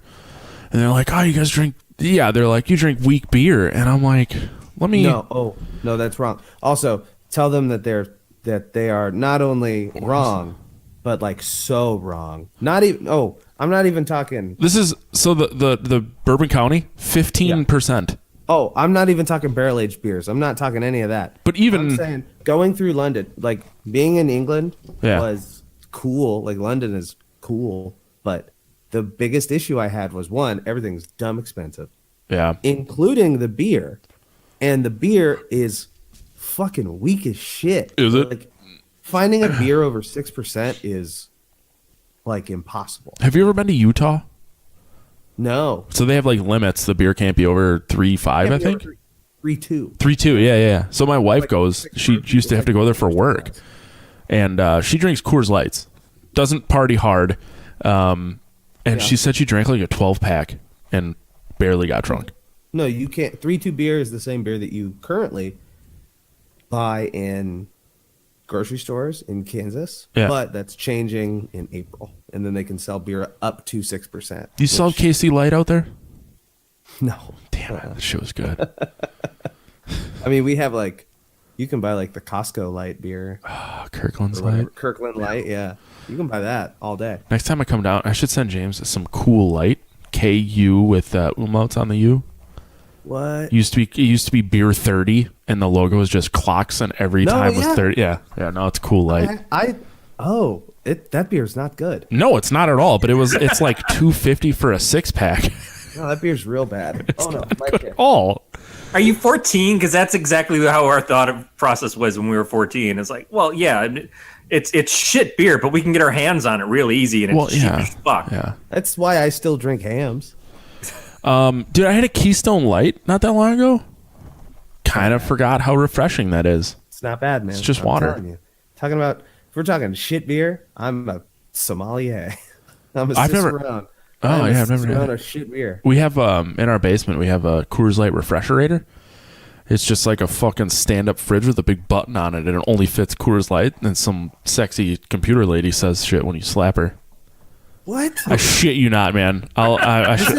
This is the stuff that hits. This is what I would get if I lived in like Gardner. Yeah. If it makes you feel better, there's a Young Bull sticker on it. It does. First of all, it does make me feel. I'll send you a video later. So someone created a machine where you slap a woman and get a beer. Well, So we're just creating abusive. There's a big drunks. button. There's a big button on it, and you hit the button, and she's like, "Ooh, your hands are so warm," and then it shoots out a Coors Light. Oh God Why damn! is the beer lady so horny? I have no idea, but it was $100 on Craigslist. That's so much more money than it's worth. Oh my god, Dude, so to get these things, you had to go to a bar, you had to drink Coors Light, and enter a drawing. Okay. The cheapest I found it was $100, and you cannot get a mini fridge for less than $100.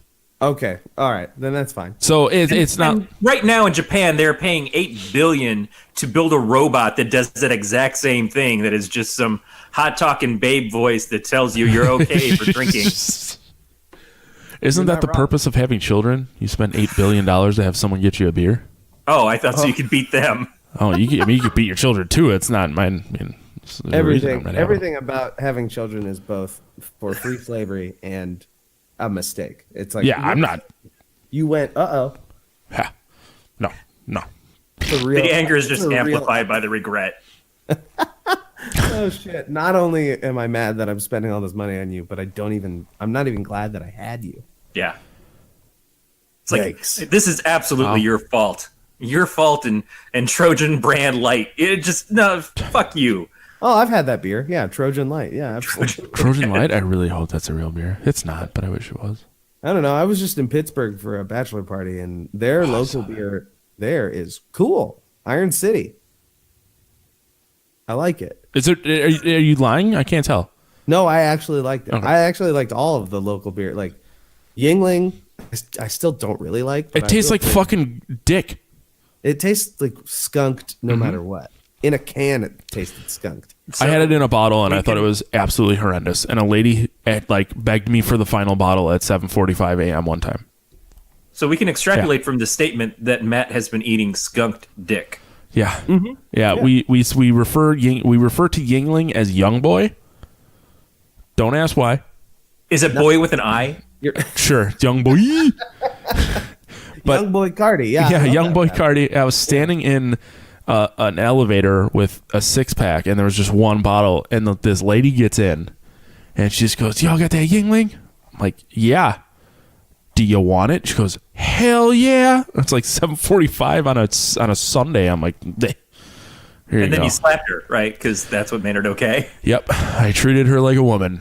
I respect the people who love Yingling because usually it's regional or they're just committed. And either way, it's good. But Dude. no, the other Pittsburgh beers were great. Duquesne, awesome. Iron City and Duquesne Iron sounds City. like a Bond villain, not a beer. Although it's got a fancy man like posing upon it. Now I think about it, all Bond villains should be names of beers. Heineken. Welcome. Yeah. See? Or wait, hold on. That was the Bond is sounding different in my That's okay. We don't know who they're going to choose next. It's probably I never Yeah, would they have do it guessed as- that is how you say Duquesne. Duquesne? Duquesne? You ain't wrong, though. The guy looks classy as fuck. That's what I'm saying. And the beer tastes great. I'm going to have to try and get some. But the best thing that they had, what did I get to? I can't even remember because I was so excited. We drank it the first night we were there. One of the guys found a 12-pack of, it was like an all yellow can, and I think it might have been, it's not MGD. Yeah, Maybe MGD's something gold and Coors black. related. That's not Oh. Banquet. Who Oh. knows? Yeah, I don't know. Gold beer can. Damn, we To having Google. football beef in the chat? Erica To be fair, is, it's Erica, and Erica yeah. always has beef with Matt, and Erica always wins. So it's low hanging fruit for her. Well, you know but- what? Most days I'm pretty certain that Erica's husband likes me more than he likes her, so I got that going for me. What's up, Well, Erica? that's from a place of dominance. Is Erica the person I did the BTK stuff for? Yes, it is.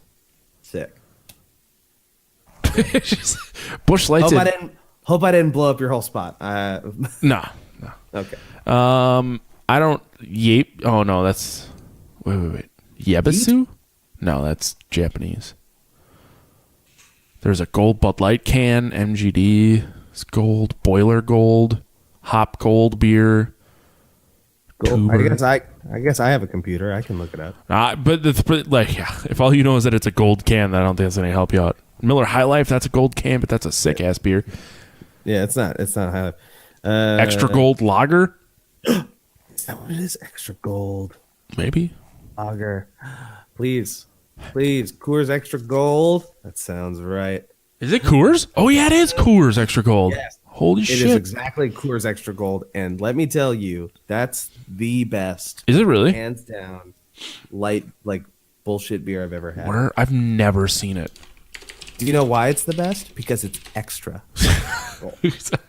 I need to. Oh boy. I like Stroh's Basic myself, but All right. Don't want anything extra. So here I am trying to figure out where I can get some Coors Extra Gold, and the beer schlong costume shows up in Google. Oh boy. Yeah. Wowee. Just order. I don't think they have it in my size. minuscule. Minuscule, yeah. They don't have smalls? Come on. Well, I need an extra large short with an extra small cock. I don't think they make it. Holy shit! You can get Coors Extra Gold 30-pack, $14.98. Liquor Mart in Boulder, Colorado. Add it to the cart. You think they'll ship it to me? Oof. Oh no. Let's see here. Available for delivery and in-store pickup only. Product cannot be shipped due to risk of freezing November to March. God damn it. You gotta wait. You gotta savor it. I gotta set a reminder to purchase Coors Extra Gold in April. Just, hey Siri, come on down. Oh, hold on, my Siri turned on. Yep. See, you gotta be careful about that. Wait. Oh, she didn't talk. Damn. Well, Erica said, I know what you're gonna get for your birthday now. Can you get Coors Extra Gold? Because if so, do it. I want it. You're in the same like longitude as me. It should be there. Should exist. Can you get it by you? Yeah. Oh, that's where I had first had it. To be fair, I mean it's liquor store by liquor store. It was like a throwback to when we were all in college and we were like, fair enough. Oh fuck, and the 7 of us just housed like 30. Yeah, it's like that Crystal Pepsi I drank a couple weeks ago. And you went, oh fuck, and then drank a Crystal Pepsi. Yeah. I did the same thing with Surge and then thought my heart was gonna stop. Oh fuck. Oh, damn it. My 90s beer was Budweiser Ice. Bud Ice, fuck. Bud Dry a little bit, but Bud Ice was more prominent. It seemed like more of the people at the parties I went to liked Bud Ice. And then one night I mixed Bud Dry and Bud Ice so I could have Bud Dry Ice. And then you had Bud Diarrhea. Well, yeah. No, his lips burnt off. My system could handle that back then. I was young and proud and didn't have anything left in life to look forward to. Did y'all ever drink Steel Reserve? Fuck yeah. You ever drink old English? Oh yeah. What are some other? Hold on. 40s. Yeah. My first underage drinking experience was with a 40 of Mickey's and a bunch of soft tacos from Taco Bell. That's much better than mine. Mine was Everclear and Mountain Dew Code Red. And then you threw up everywhere and it looked like you were bleeding. No, I did good. I was a good boy. It was initiation in the crew. You had to take a shot of Everclear. That's the first drink you had to take. That's it? Just a shot? And I did it right. So then I was like, haha, I can do another. And then I did it wrong and I went, and then I made the drink. That's awesome. Growly, yes, we are talking about the best bad beers. My wife was in a sorority in college, and the fraternity that they would hang out with would have porn and wine night. And all of the new pledges would have to drink like a big fucking jug of bad wine. And if you the Carla Rossi? Yes. And if you threw up, they made you clean it up yourself. How does that relate to the porn? Or is that also stuff? That's just, you just sat and watched pornography while drinking. So it's like that bar in Santa Rosa I went to a couple years ago. I saw the guy who was wearing a Matt Vincent shirt or hat. Yeah. And then you'd have to blow into your jug of wine. Like, Yeah, so Cameron, I went to a bar that actually is in a spot that was the first place I worked when I went into California. When I moved there, it was a comic store in that spot. And then years later, I went there for one of my friend's birthdays. And it was turned into a bar. It had a van in there, and it had booths that were water beds with fur blankets on them. And then everything that was on the displays and stuff around there, including there were like Playboy and actually Penthouse centerfolds taped up everywhere. And then on all the TVs was old 80s porn intermixed with like 80s TV news stories, or maybe 1979, because it was about the election of Carter versus Reagan. I remember seeing a lot of that, but it would like play a few minutes of that, and then all of a sudden switch to hardcore, like sideburns on your dick pornography, and then back to, and Carter today said this about Reagan, and it was just such a weird experience, because I'm like, I used to work here, and then I ran into a guy wearing the T-shirt of what was our sponsor at this podcast at this time. So then I have to tell myself in my head, it's okay to go and approach this strange man at a pornography bar. Right. And say, hey, like, I know the dude whose shirt you're wearing. That's my sponsor. What's up? Yeah. Oh, man. I'm pretty sure Matt and Beach would have been fine with that. No, they absolutely would have. So I ran into, on the first Dark Lore that James and I went to, I saw a guy wearing a hate hat. And I went up to him, I was like, hey, man, I'm like, Matt's a buddy of mine. And he was just like, oh, yeah, for sure. And I text Matt, I'm like, this guy does not believe that we're friends. And Matt just proceeded to laugh at me. No, I think that's the same thing. I walk up to him and I'm like, oh, yeah, Matt Vincent, he sponsors my show. Yeah. And he looks at me, he's like, there's no way Matt Vincent knows who the fuck you are, you fat motherfucker. I met him on a random street once, so suck my ass.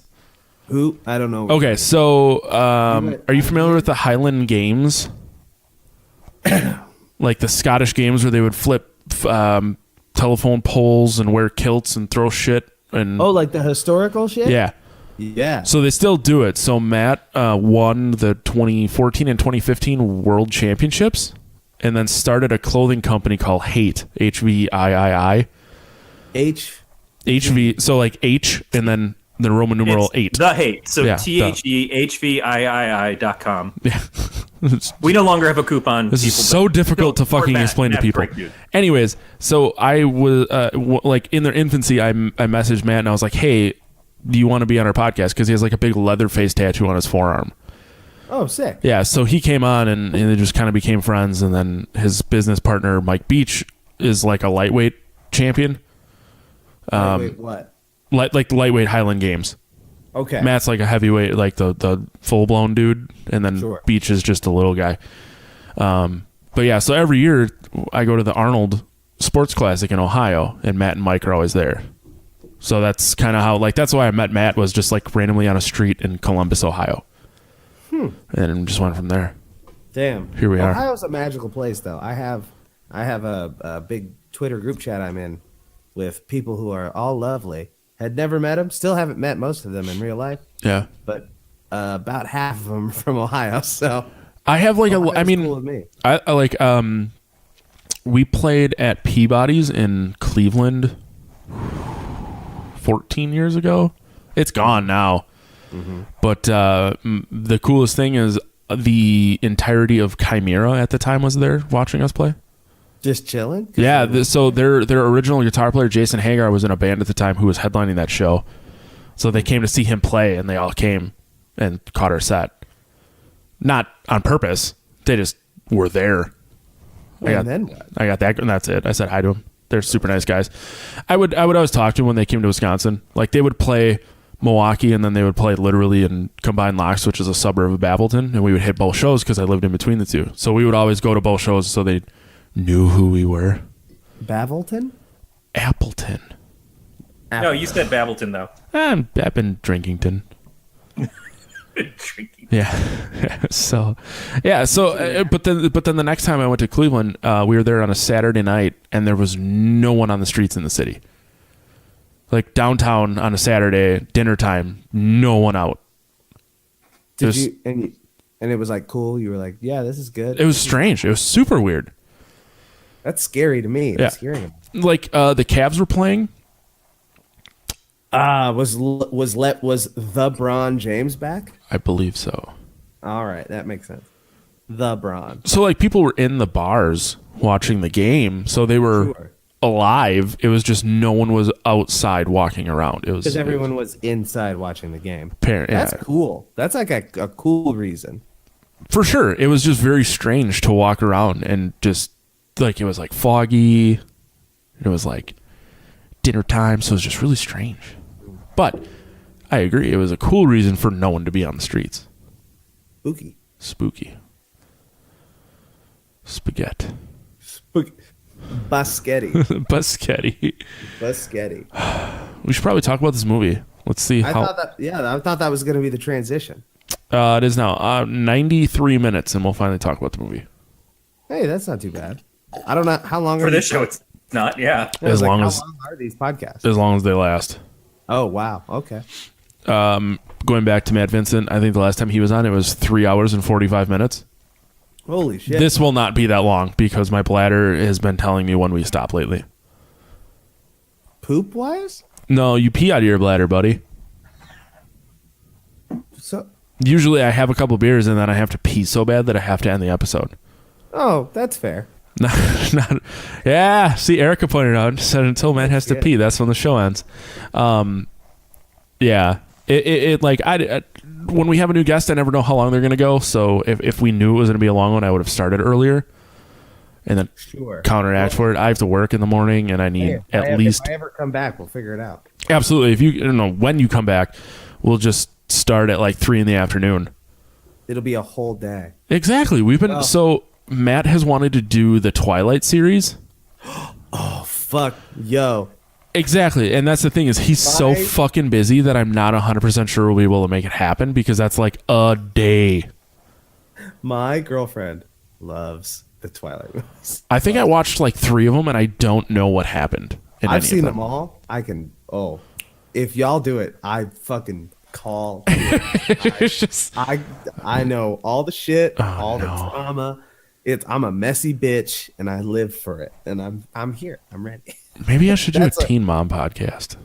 Oh, messy bitch who lives for drama. Exactly. I love Teen Mom and 90 Day Fiance and shit. So you know who else does? Most people. Oh, exactly. Because I watched that and I'm like, you know what? My life's not so bad. But now Teen Mom, they're all adults. Most of their lives aren't so fucked up. And the ones that are, that kick off the show. Well, now they're adults. Yeah, well, I use the term adult loosely. That's fair. Yeah, they're in their early 20s. I don't know, man. Every time I see things like 16 and Pregnant, I think there's got to be some production guy who's over there going, you know what would really sell is 15 and Slutty. If we just get the prequel to this. And I feel worse about humanity knowing that that's actually a fact. It would totally. It's the classic internet goof video where the girl's like, I'm addicted to dick. And Yeah. it's like the fake Jerry Springer video. So they changed 16 and Pregnant to Young and Pregnant now. Wow. So that you don't have to be tied down by the age of 16 to get pregnant and be on TV. So do they have then younger people than 16? Let me look here. Ugh. Do you listen to a lot of stand up at all? No, not especially. So Aziz Ansari has a skit or a bit, I guess you could call it, about 16 and Pregnant. And he just talks about like how having children ruins your life. Donald Glover does the same, and he's like, I would rather have AIDS than a baby. I just watched Donald Glover's Weirdo where he's talking about that. He's like, AIDS beats baby by this much. I would. Nah, man. AIDS is way more expensive than a baby. Are you sure? I'm pretty sure. Maybe not anymore. I'm comfortable not having either. Yeah, if I had to choose. I'm gonna take the hard stand and say, how about neither? This is this is like the same argument that you have with people who are like, I'm anti-vaccination. You're like, well, would you rather have an autistic kid or a dead kid? No, that's a really good point. I'd rather have an autistic kid. Exactly. At least you could roll Hands the down. dice that they're like cool, like Thomas the Tank Engine autistic. Yeah. I just had a vasectomy before I got married, so I don't have to worry about having a autistic or... Tell me what the raw dog lifestyle is like, my G.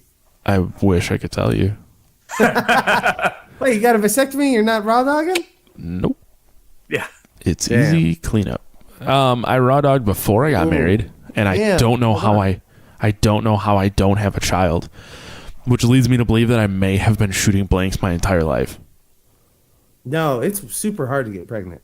Don't let the government tell you different. Oh no, it didn't stop me from like getting a vasectomy to ensure my insurance plan to not have children so that I can play video games until the day I die. Mm-hmm. I'm just saying, like, part of me, there was a scare once when I was 19 and my girlfriend was 16, And her parents were like, hey, why does she all of a sudden want to go on birth control? I'm like, I don't know. It's not because I come inside of her every day. Yikes. Yeah. Yikes. Yeah. It's not. Okay. I need to amend what I said. It's not that hard. It's just harder than it sounds. Yeah. And I don't doubt that there are situations where I was like, whoops, I jizzed inside of her and she got pregnant. But extenuating circumstances. Yeah.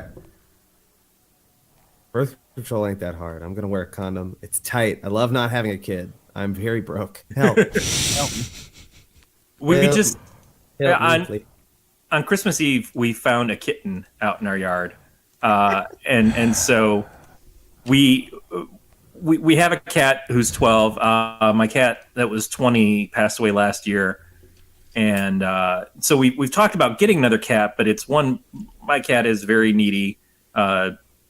We've had her practically her whole life, but we had her when we had my other cat, Dante. And so Dante was already grown up and getting into his like tired phase of life. Like he was pretty calm.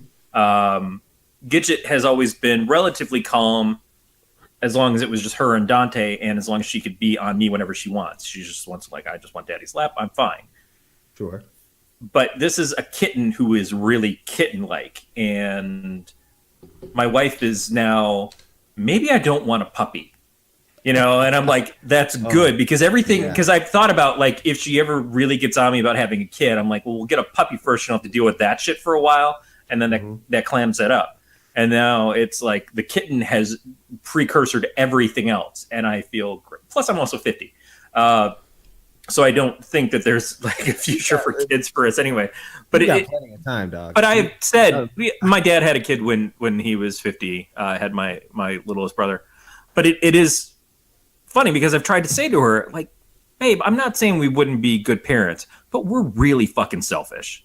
Mm-hmm. We are not people who are going to enjoy giving up our personal freedoms because we already don't like to spend as much time with each other as we probably. I love my wife. I love my wife dearly, and I think the world of her, and she's my best friend, and she's fantastic, and I really like her more when she's in the other room watching her shit, doing her thing, and I get to have my time alone. Or I'm up here podcasting for a couple hours talking bullshit on a Sunday night. Oh, you gotta have your own thing. My wife was gone for 6 days, and somewhere in there my mom texted me, she's like, do you miss Alyssa yet? And I'm like, sure. Right. Like, I lost track of what day it was because I'm like, I'm going to wake up, play video games until I don't want to anymore. Yeah, Erin suddenly dropped on me the Friday before New Year's. She's like, yeah, I'm going to my friends out in Chicago or whatever. And I'm like, oh, okay, because she talked about doing it and then she kind of hesitated on whether she was going to. So it was really up in the air. But Friday morning, she just woke up. She's like, yeah, I'm all ready to go. I'm going to get on the road. I'm like, okay, sure. And so she was gone and she came back New Year's Eve. And I'm like, really? You're driving back on New Year's Eve? And she got back here after it had already been dark for a couple hours. So she can't see to drive in the dark. But I didn't want to say, you don't have to come home. Because it's like, in my head, like, it's really quiet here. I've got the dishes caught up. Everything's just kind of okay. The only thing was that we had just found this kitten. And so I'm trying to split my time between my cat, who's not having this kitten shit at all. Right. And this kitten who wants all of my attention too. And so I'm like 8 hours with one, 8 hours with the other, and just going back and forth trying to make this work. All I'm going to say is I replaced 2 toilets while she was gone. Were you the reason why they needed to be replaced? What did you do to those toilets, Doc? Just shit got a little messy. Listen, I needed to replace 2 toilets. No, dude, if you eat a frozen pizza and it hurts you don't need to eat another one. I get it. You're home alone. No, you kill a hooker while having sex with her on one toilet, and then you ruin the other toilet by trying to flush her down it. No. You can't get them into small enough pieces. Yeah, absolutely. Not with the. You need to be on city sewage, Matt. You can't do it if you got a septic tank. It's just not going to work. It doesn't have the suction. There's a 2-parter here. I didn't replace the toilets when we moved in, and they were not elongated bowls. Oh yeah, elongate. Oh my god, that an elongated toilet bowl. Yo, I'm a renter, and I always wondered why I did not like our toilet. Because it's just a standard bowl, man. You need that elongated bowl life. Because you got the drag. You got the drag. You got the dip and drag in the front. If you don't have an elongated bowl, What? you're like, shit hangs down a little too far, and all of a sudden it's like, why do I feel damp? What? Because Corey's saying he's got a fat dong. Like a I was going to long ask ass- how droopy he's his got a balls long were. ass dick. That his old man nuts are dripping into the water. well, you kept sucking on them. It's gonna do some. Oh, boy. Yeah. Oh shit! So what we do in the shadows? What we do in the shadows? The movie. Yeah. This is documentary. A true to life. I think this movie. Here's my hot take. Yeah. This movie is the most accurate description of the New Zealand lifestyle that's ever been put on. Have you ever been to New Zealand? I have been to Australia and I stopped. Our plane deplaned and then I got on a connector in New Zealand, and it was immediately the most beautiful place I'd ever been in my life. So I've And heard. Yet, and also everyone is just the beast. They're the beast. I really do believe that the whole reason this movie got made is because Jermaine Clement owned all of those outfits he wore in the first place. And Taika Waititi just is like, oh man, we should really do something with that, right? And just they went for it. Absolutely. I'm with it. Taika Waititi's like, listen, I'm already, it's however many years this was made ago. He's like, I'm already in choices for Thor 3. Like, this is going to be my resume. And like, I want to make this. And it's like Supernatural. And here we are. Even more accurate than Hunt for the Wilder People. But I don't know. That's true. I've never even heard of Hunt for the Wilder People. I've heard of it, but I haven't seen it yet. It's and so, just another. There's only 7 New Zealand actors, yeah. and they're all in that movie too. They're in this. Yeah, and they don't movie. have Brett. I was like, okay, so I see 2 guys from Flight of the Conchords, but I don't see Brett. Where's Brett? He's not doing any music on this? What's going on? No, you can't have Brett in there because then it is for sure Flight. Then Right. they'd have to brand it a different way. Plus, Brett's like doing the whole thing. He's like, all I do is Lord of the Rings movies. Like, Oh, he's doing Muppets. Don't fucking. Oh, damn, that's true. He did do the Muppet movie, right? Yeah, he got, I think he got Oscars for his music for the Muppets. Hell yeah, rock and roll. Yeah. Acting in Green. Taika Waititi is in Green Lantern. Beatmaster is just blowing my mind. Yeah, he's Beatmaster's on point. I had Yeah, no no, idea. I had no idea that Taika Waititi was in Green Lantern. We're talking about I'm assuming the Ryan Reynolds Green Lantern. The There only is Green no other Green Lantern in my world. Lantern. The only one I believe in.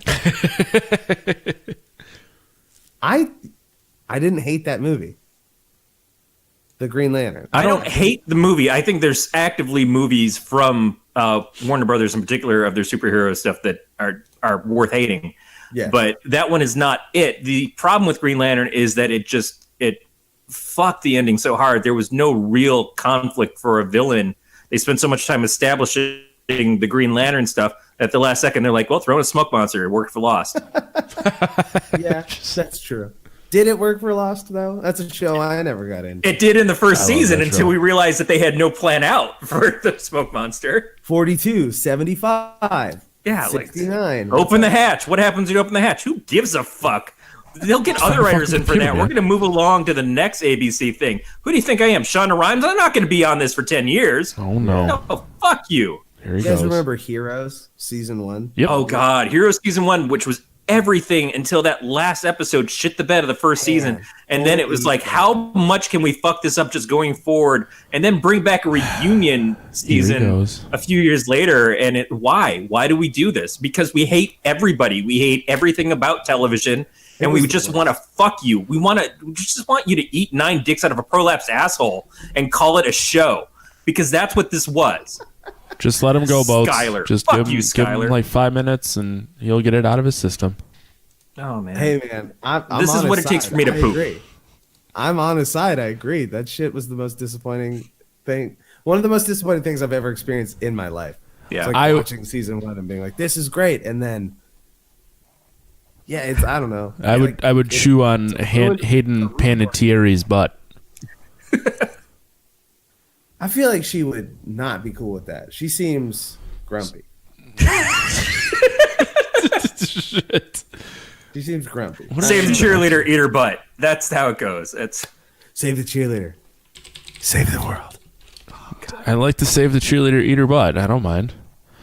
Yeah. I'm kind of curious what she's up to these days. Anyway, we were talking she's about, on that country about the movie. music show with Chip Estes from Whose Line Is It Anyway? Oh, she's on Nashville, yeah. Yeah. God, that is the I dude don't from like her Whose Line Is It anymore. Anyway. Holy shit. Yeah, he changed his name. He doesn't go by Chip on that show. He doesn't. He has to dress it up and call himself Charles Estes or whatever because he doesn't want people to recognize the persona. Like, hey, notice how I fake sang and joked along with Wayne Brady for 10 years on ABC. Fuck that now. I'm taken seriously. No. I mean, I do take him seriously. No, he's great.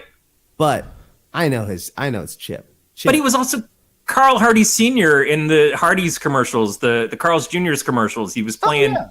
Yeah, and it's like all those dudes get work, and they should because they are well. Like Wayne Brady, I can always tie things back to we were talking about freestyle stuff on my podcast recently. We were talking about specifically Sway's 5 Fingers of Death, where the beat switches 5 times and the rapper has to keep going. Huh. Wayne Brady has probably the top 3, one of the top 3 5 Fingers of Death. Really?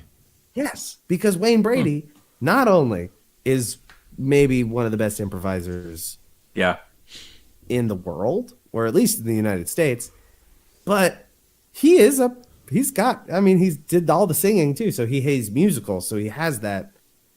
It's really impressive, but you're also like, well, I'd be mad if the Whose Line guy sucked. So it makes sense. It's a really good point. He's clearly good at thinking on his feet, and he's musical. So that's literally what it takes to be really good at freestyling. I figure Wayne Brady is the inspiration for Sorry to Bother You. I figure he's a guy who was super talented, who just couldn't get that door open into the hip hop and rap world, and made himself as palatable to white people as possible. And sprung through every fucking door in that. And now he hosts Let's Make a Deal every day with one of the throw-offs from Whose Line. And fucking and brings people checks for $5,000 a week for life. Thank you, Publishers Clearinghouse. Please come to my door. Hell yeah. It kind of makes sense too, because he's aware of it. Yeah. Because on the Chappelle show, he's making the jokes on his own accord. Wayne Brady. He's in real life in the Chappelle universe, this hard dude, and he's like, he's doing that. Well, Franzo Ribera isn't Carlton, but is glad to take every Carlton check, including suing the people from Fortnite. Mm-hmm. Well, I bought my dance. Yeah, no, they deserve to get sued. Oh, they do. I have beef with Fortnite. Uh-oh. But not on Carlton's account, on 2 Millie's account. The Millie Rock. Yeah. And the Shoot Dance. Black Boy JB, they need the money. Carlton has money. But he still deserves it. These two young, absolutely, they all do. Anybody, the fucking Turk from Scrubs deserves it. Yeah, he does. Donald Faison, fuck yes. Unless NBC is that, I think that's what Scrubs is on. If NBC is like, no, that's our IP, then no, they don't get the money. I think it should go to the person who did the dance. Yeah. Donald Faison. I don't like Backpack Kid. I don't remember if Donald Faison might have actually done that same dance in Clueless. It's a dance from something, I think. Yeah. But I feel like he might have been doing that years before, like either not necessarily in the Clueless movie, but maybe in the Clueless TV series it followed. Full braces. Yeah. Is that it? Yeah. Kind of like that. I'm on TikTok a lot, so I see the Fortnite dance. Yeah, no shit. Y'all, do you guys partake in TikTok? No, I was just gonna ask you what it is, but I don't know if I want to get into that. No. Oh no, it's not that long. So do you remember Vine? Yeah. So Vine, 6-second videos. Yep. Whatever. An app came out when Vine was still out. I saw, dude. An app came out in competition with Vine called Musical.ly. Yep. And it was like, here I am and I'm lip syncing to songs, but whatever the actual song is. That app now has evolved into TikTok, which is still you can lip sync to things, but also you can record your own audio, and it's short videos to long videos. So it's kind of like, here's that whole medium of content.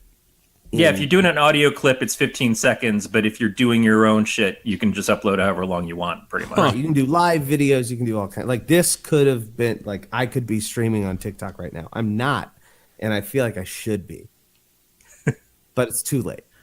Because we're the absolute crossover audience for TikTok people. You'd be surprised. I know for a fact there are a lot of people like me because I love to go on there and look at how it's the same thing I loved about Vine because I'm like not the demo. I'm right. None of us Yeah. are the demo. We're too old. So it's like I love to see like what are the memes? Are they funny? Like what are these kids doing? Because that's the kind of the future of the culture that I so much love, which is this like internet pop meme, whatever culture you want to call it.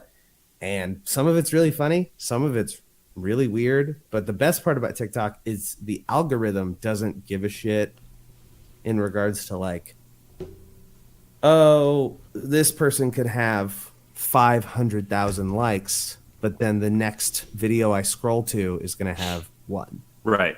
And the videos with one like are way more funny and way more interesting to me than the ones with a lot of likes that are usually manufactured to get those kinds of likes because it's earnest. It's like that whole found art movement that exists. It's like you find old pictures and you find this, but it's current. It's like I can see some jerk off just like me in fucking whatever state being like, here's my joke. I'm getting my jokes off. It's the same thing. It's why I like Twitter so much. It's the same shit. It's just like an unmitigated medium if you really delve into it. Well, Twitter at least went back to the chronological timeline. Thank God. Yeah. And I love that they give you the choice too, because sometimes if I haven't been on Twitter for like a day, which is rare, but sometimes I'm trying to see those top tweets. Yep. And then I'll go and look at the latest tweets so I can talk shit. Yeah, give me a fucking choice. Don't just. Now I'm downloading Take it upon TikTok, so thanks. Download TikTok. Follow me happening. on Twitter. Boats well- with two S's. Matt, good news for you is that you're already on FBI watch lists. So To be fair, the downside to TikTok is it's super horny, and I'm way too old. Yeah. The people who are horny are like 15. It's weird, but just There's a period of time where opening Instagram was a crapshoot. I couldn't do it at work. It's like it's either going to be tits or ass. Oh yeah, there was like 2 years of just horny Instagram. Yeah, now it's all just beer and food for me and I get a James's lot of, records. For me, it's a lot of like lifestyle stuff. Like, oh, I'm on vacation. Yeah. You can be on vacation too.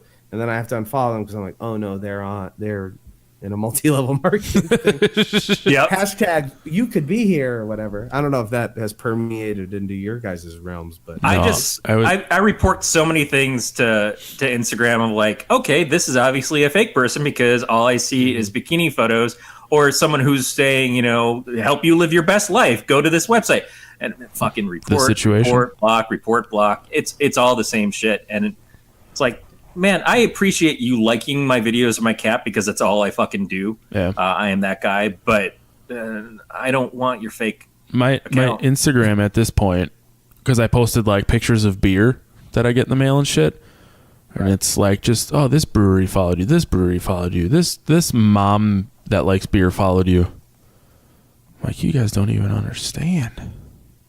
well, but if your whole page is just beer, It's records and beer and random shit. yeah. Most of my page now is like flyers for DJ stuff and Yeah.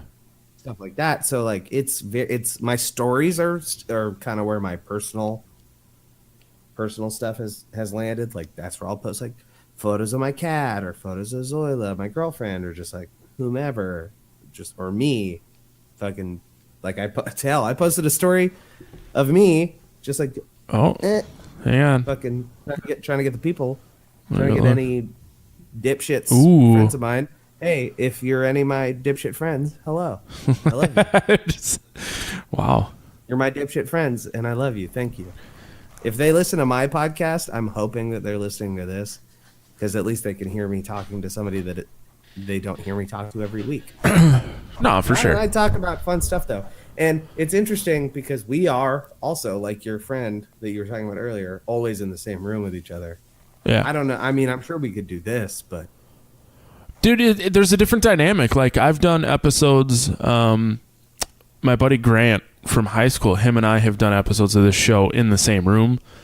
The first episode was Grant and I, and then the 120th or something was Grant, myself, and Corey. And there's a different dynamic in a room because there's a delay even with us over the internet, not with the delay to YouTube. So it's like if I start saying something and you haven't caught the delay, but you start to talk, there's like this weird jitter before to try not to talk over each other. Whereas when you're in a room, you can tell when someone's about to start to talk, and you can stop prior. So it takes a little bit of like the personal feeling out doing it this way, but it still makes it easier than like having video makes it a little more personal. I love this live. Our goal for 2019 is to start live streaming. Like because we still live in the same city, so we're gonna do it in the same room. Dude, it's easy as fuck. You just have a YouTube account, and like I can totally help you do it if you want. I mean, is it just like YouTube account, and I could use I'm on my laptop right now, and I seem to look okay. Yeah, you look fine, and your audio sounds great. So you just run. Yeah, because I'm plugged in. I mean, I have a whole like fucking this fucking piece of shit, and like a whole thing. Yeah, which is what we record on. It's the same shit. Yeah. So I figure we could just record into Audition, which is how we do it, and then just stream while we do it. Yeah. We just haven't set it up yet. I'm doing the exact same thing with Audition. Yeah. Yeah. But you just do there's when you log into YouTube, there's a creator studio. You set up a live stream, and then it just launches the Hangout. Yeah, Audition's not the best. The best is having people who do this shit for you, like Matt or Beatmaster. Yeah, Corey doesn't fucking do anything. He shows up with his old ass balls and gray hair. Yeah, fuck yeah.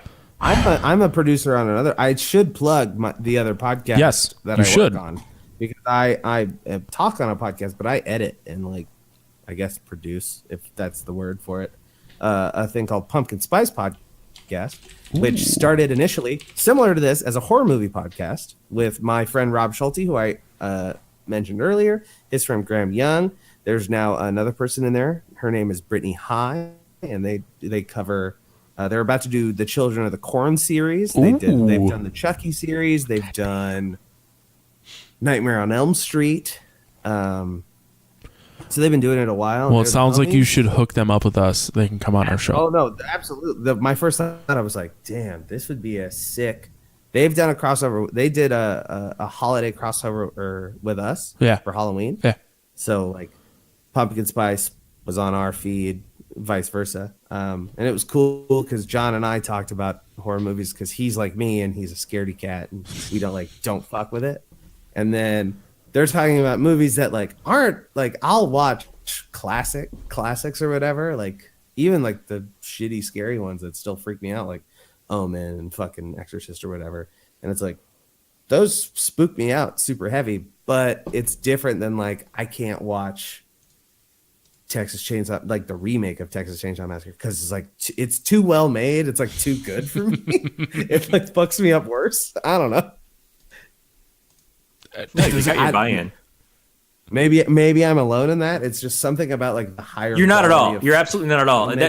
That's one of the things we did an episode once where we talked about horror movies, introducing horror movies and stuff to a younger audience. Somebody wanted to know how to introduce his kid to horror movies, horror books, and I think we talked about things like "Are You Afraid of the Dark?" and stuff.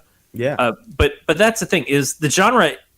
People in their head think of a horror movie, and I think that's why, especially the last couple of years, so many horror movies that have come out don't want to define themselves as horror movies. Like Hereditary doesn't call itself a horror movie. It doesn't call itself a piece of shit either. It should.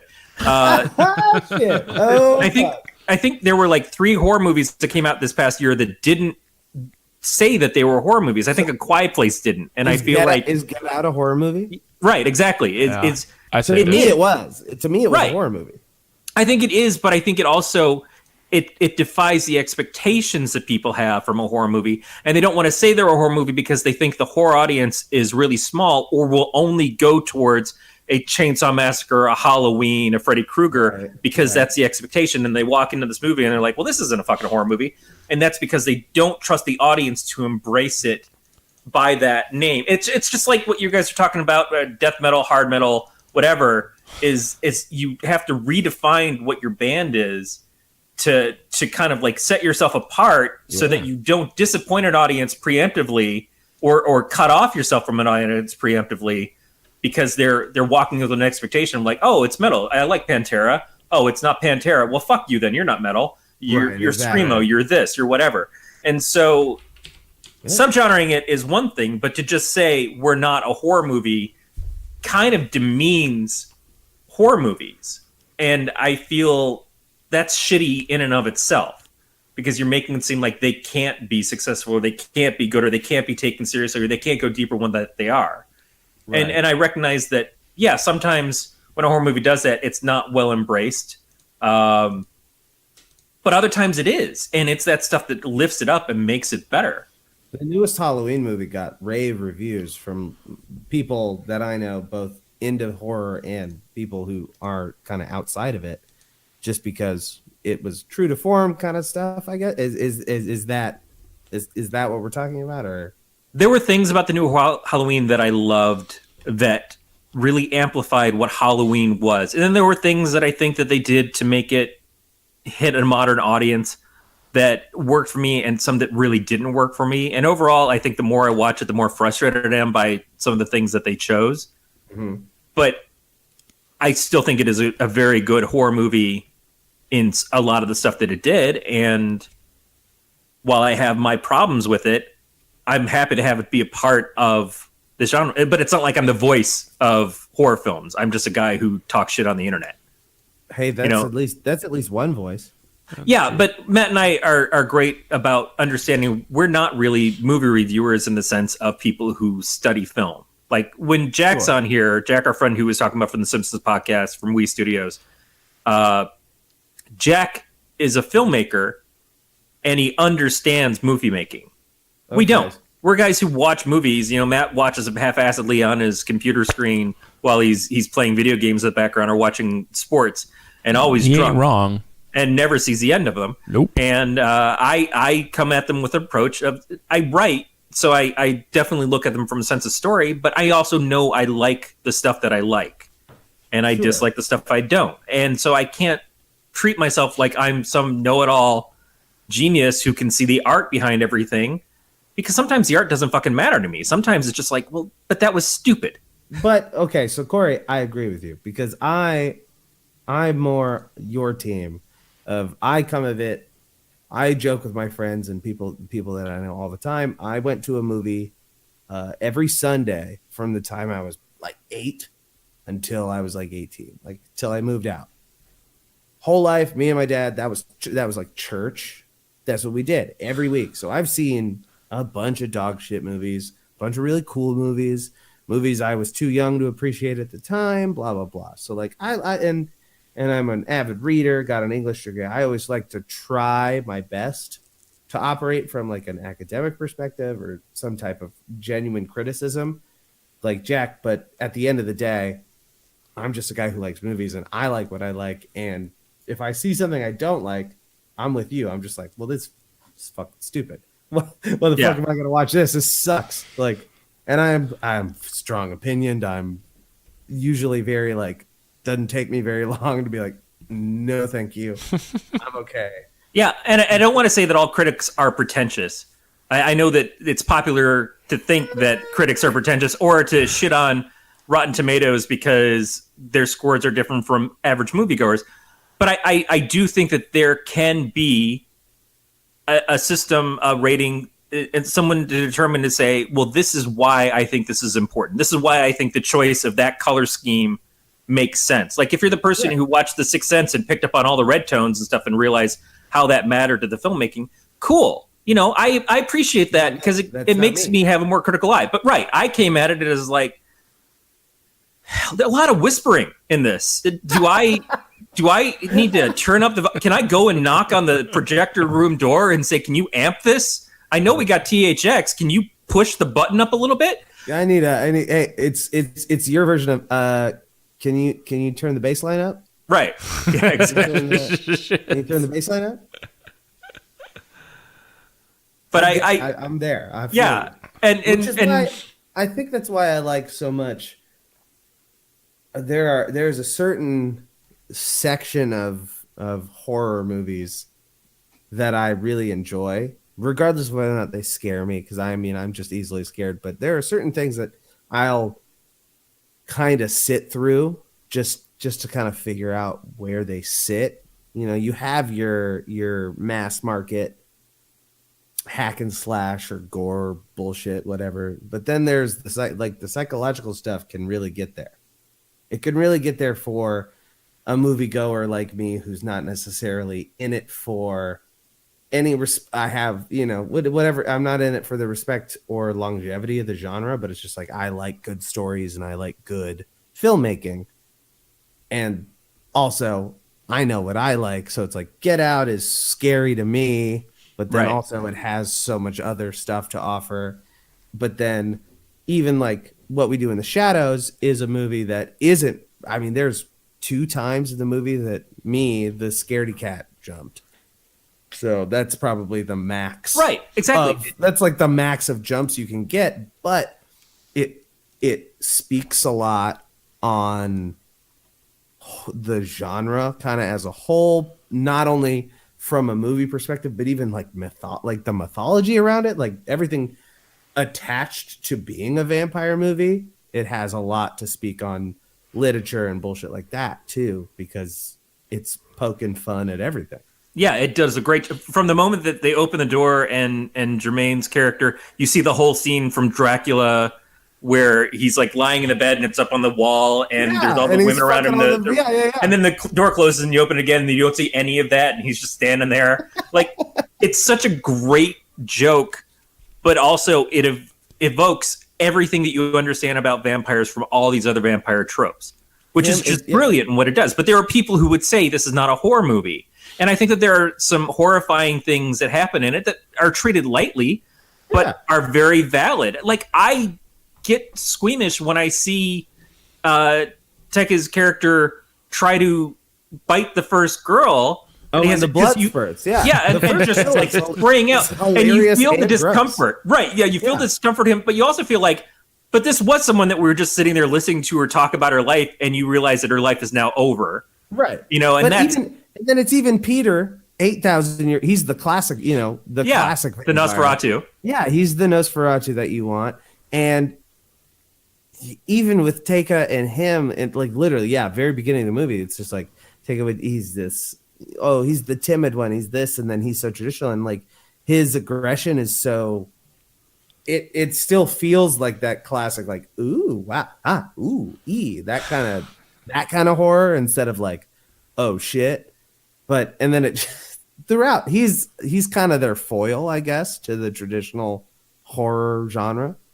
It covers I like how the ages make a difference, and then the youngest guy who gets embraced in the movie is just like, he doesn't give a shit about any of those tropes and everything. He just thinks it's cool because vampires are cool now because they're sexy. It's Twilight. Right. it's that exactly. That's what's so perfect. It's just like, oh yeah, of course, the new vampire is like, oh, I'm going to tell everybody I'm a vampire and everyone's going to be horny for me because, of course. Yeah, I'm a vampire, so it makes me kind of a superhero. Why wouldn't I fly everywhere? Right. Why would I come in the front door? I can fly. I'm not good at it, but shit, there's like 3 billion other people around here. None of them can fly up to their windows, so I'm doing this. So I'm going to do it. It's the whole movie is kind of this like beautiful juxtaposition of that. I mean, it's that classic trope, It's world. Reno 911 if it suddenly became a real episode of Cops. Oh shit! Or if it became Colors or something, right, and like all of a sudden Officer Dangle just shoots somebody straight up in the head, like goes up to a car and like, what are you reaching for? Boom! And it's like, oh shit! I guess he was just trying to give me his license. Oh fuck me, let's go get donuts. But like if they just had that moment of hyperviolence in the center of it, and you try to make light from before it and after it, but in that second you're just like, holy shit, that's what this movie does. Yeah, it's a lot of oh wow, holy shit, interspersed into what you would expect not only from the filmmakers and the actors within it, but just like the lightheartedness that I guess it is very much actor and director like that kind of. Well, the first time I saw it, because this was the second time I watched it, it was one of the reasons because I was asked like, oh, what could I watch? And because I'm a baby, I was like, well, I need to watch something that's like horror adjacent. Yeah. So it's like Shaun of the Dead, I know has already been done. And, we kind of went through things. I was like, well, What We Do in the Shadows is a movie that I saw kind of on a lark because I really like the Flight of the Conchords guys and ended up really loving it. Like, regardless of I don't get a lot of the goofs, a lot of the gags, I'm sure, because it's an homage mockumentary to the horror genre kind of thing. So I don't get a lot of the goofs, I'd guess, but I still enjoy it for what it is because it's really well written. It's really well shot. Like a lot of the weird, like the practical effects are really good. Yeah. The fucking, like even the werewolves, like Yep. they don't look good, but like the way they're shot makes them look really good. It goes from being really silly, like, oh, it's just a bunch of guys hanging out and they're all wearing fucking flannels and stuff and walking around the woods and it's fun. But then the whole explanation of the guy is like, hey, you got to wear looser clothes. You're going to rip right through those jeans. Right, yeah. And stuff. And but you go through a couple of scenes with them and you don't get a payoff until all of a sudden they really transform and you see the werewolves and you see people get ripped to shred. And then you see Stuart, who you kind of come to love at that point, and there's that horrific moment again, and you feel this empathy for all the guys who are losing this friend that they like more than their vampire friend. It's like I guess it turns it on its head. The monster of the movie is the one who's losing a member of the team instead of the humans or the whatever your protagonists. I felt empathy when Peter was killed. Absolutely. Absolutely. Yeah. 100%. And I remember that I'd seen this before a few years ago and thought that came later because it seemed like that was a moment where I was like, oh shit, they killed one of the guys. They killed one of the gang. Right. That's too bad. That's a horror movie thing though. You got to do it. Yeah. Well, they bring in a vampire hunter. And they do it in a great joking fashion, like, "Oh, super you organic. fucked up, yeah." Oh, shut the fuck up. Go fuck yourself. Skype me later. Skype me later. Skype me later. Like, of course, that's the last thing you say before Peter. Oh, you gotta pee. I mean, like I'm conflicted because Peter to me not only operates as the like Nosferatu, your classic vampire, whatever, but he's also the dad. He's the only one that we knew had embraced people. Right. He's the dad of. It's him, old school, 8,000 years old. He turns people, and then Nick, who's new, and he's like, "Oh yeah, I don't know. She asked me, so I did it." And you're like, "Of course, yeah. If you were a brand new vampire and you are raised on Twilight, like if that's you don't know the curse and you don't know this and you don't know that." Well, the other three vampires are also bad at what they do. Like I questioned if Deacon could embrace her, like if he was just stringing her along because he couldn't do it, and then of course, fucking new guy that he hates manages to do it, and he's like, "You motherfucker, you don't do that. You don't embrace someone else's thrall. That's not something you do." But we know that you need to overstep your bounds, brother. Right? Like, wow. Yeah, we know that Taika's character can't fight without like making a fucking mess, and we know that Jermaine's character was going through hell because he got all this anxiety about the beast, like erectile dysfunction, but for hypnotizing. Yeah, he can't hypnotize you. They all have their. You see me. Yeah. You see me. You see me. Just. Do you want to come in? Do you okay? Do you want to come in? It's that moment where like, do I? Oh shit! Like, do I? He is inviting me in, but is it worth it? Like, does this count? Like, it really.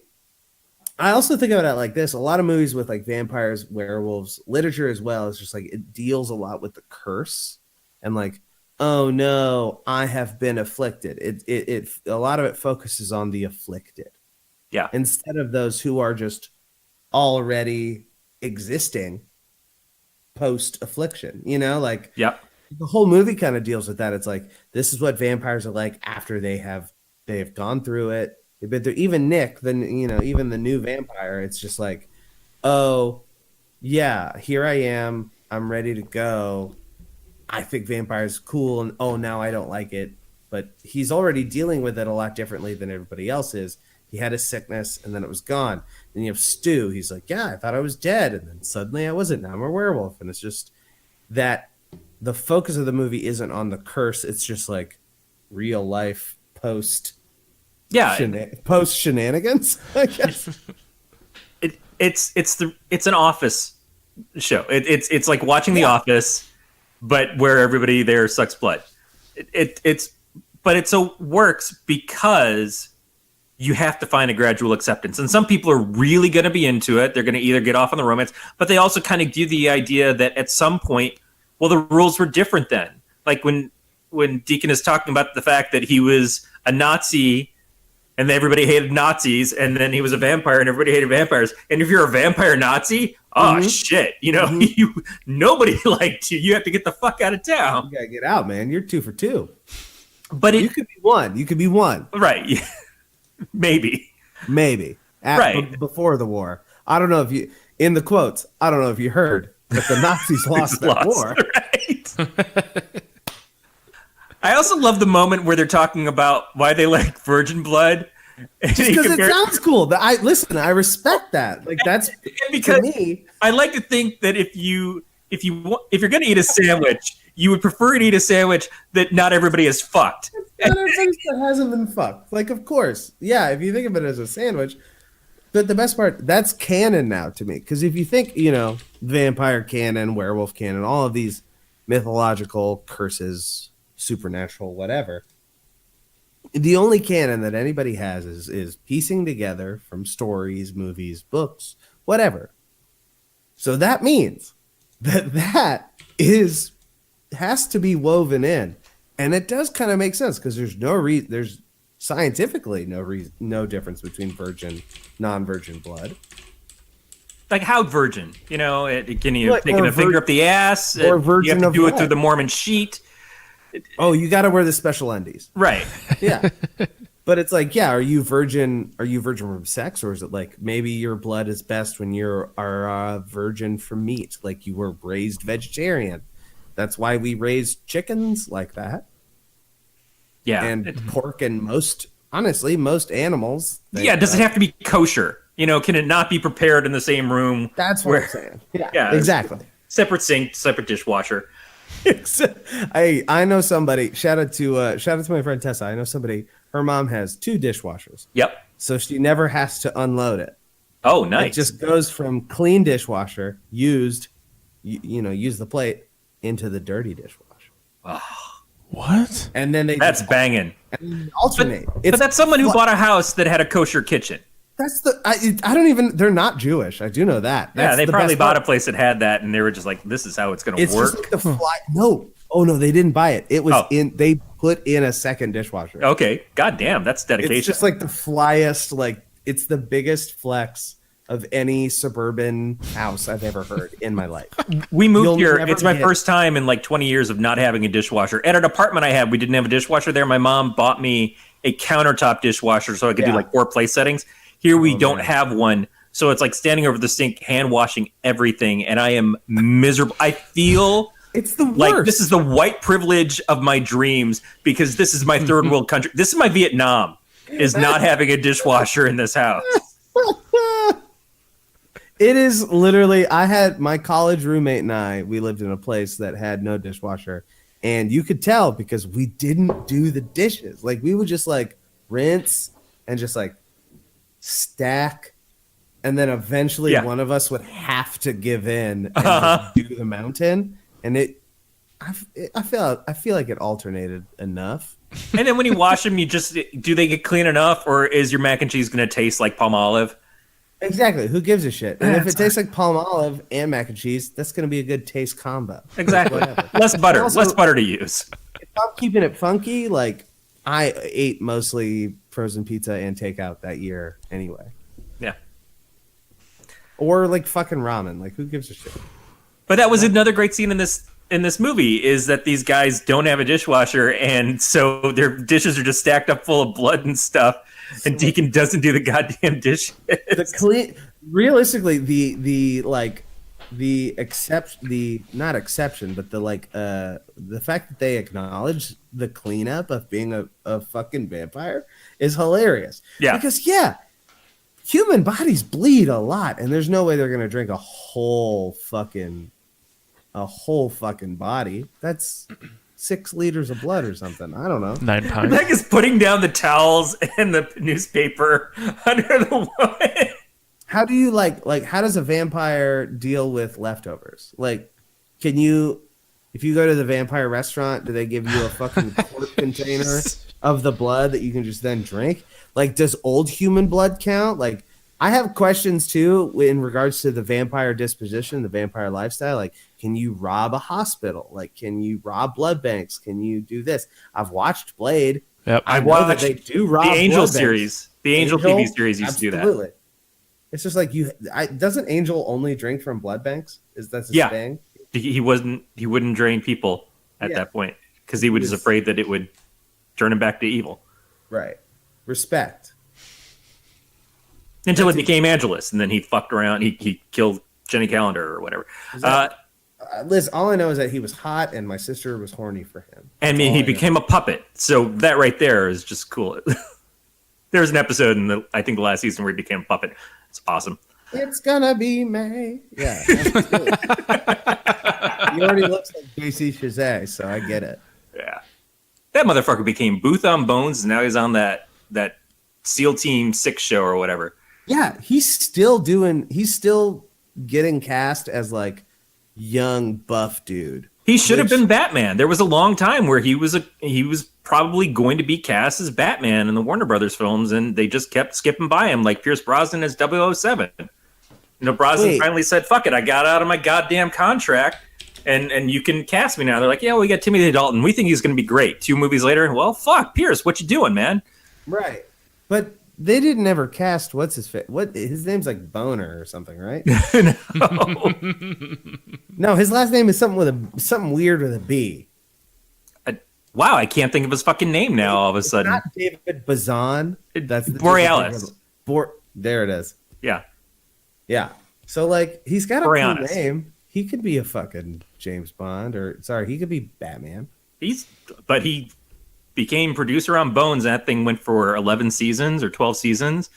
After Angel had gone for its 5 and is still in syndication today. And now Facebook is paying to play it on their Facebook Watch. Wait, what? Yeah, Facebook Watch plays Angel, Buffy, and Firefly. You can watch them all for free on Facebook now because they're trying to get people to stay on their goddamn page forever. And now he's got a CBS show. And those things, as long as you don't whip your dick out in front of somebody and cause them to get 10 years paid on their contract for being a guest star, you can go on forever on that channel. Damn, I hope he's getting that money. I respect that. I respect his crippin'. I respect that. He's got a CBS show that isn't a spinoff of NCIS or CSI or Criminal Minds. He's doing okay for himself. Yeah, shit. That really is kind of all that's on there nowadays. I haven't watched network television like that in a long time. I know the Golden Globes are on tonight, so I have a shout out to anybody watching because I'm trying to see what Amy Adams is doing. Like, I respect that. I'm at least gonna Google who won because I have to talk about it on the podcast. That's a good point. I remember when Amy Adams was on an episode of Buffy. Whoa, small. Hey, there's the link. In a bit part. What hasn't Amy Adams done? She was in Cruel Intentions 2 is the first thing I saw her. Watch Cruel Intentions 2. Cruel Intentions 2? Yes. Which is the prequel to the first Cruel Intentions. So it's the aunt and uncle of that family having sex? No, it's like I think she plays Sarah Michelle Gellar's character from the first Cruel Intentions.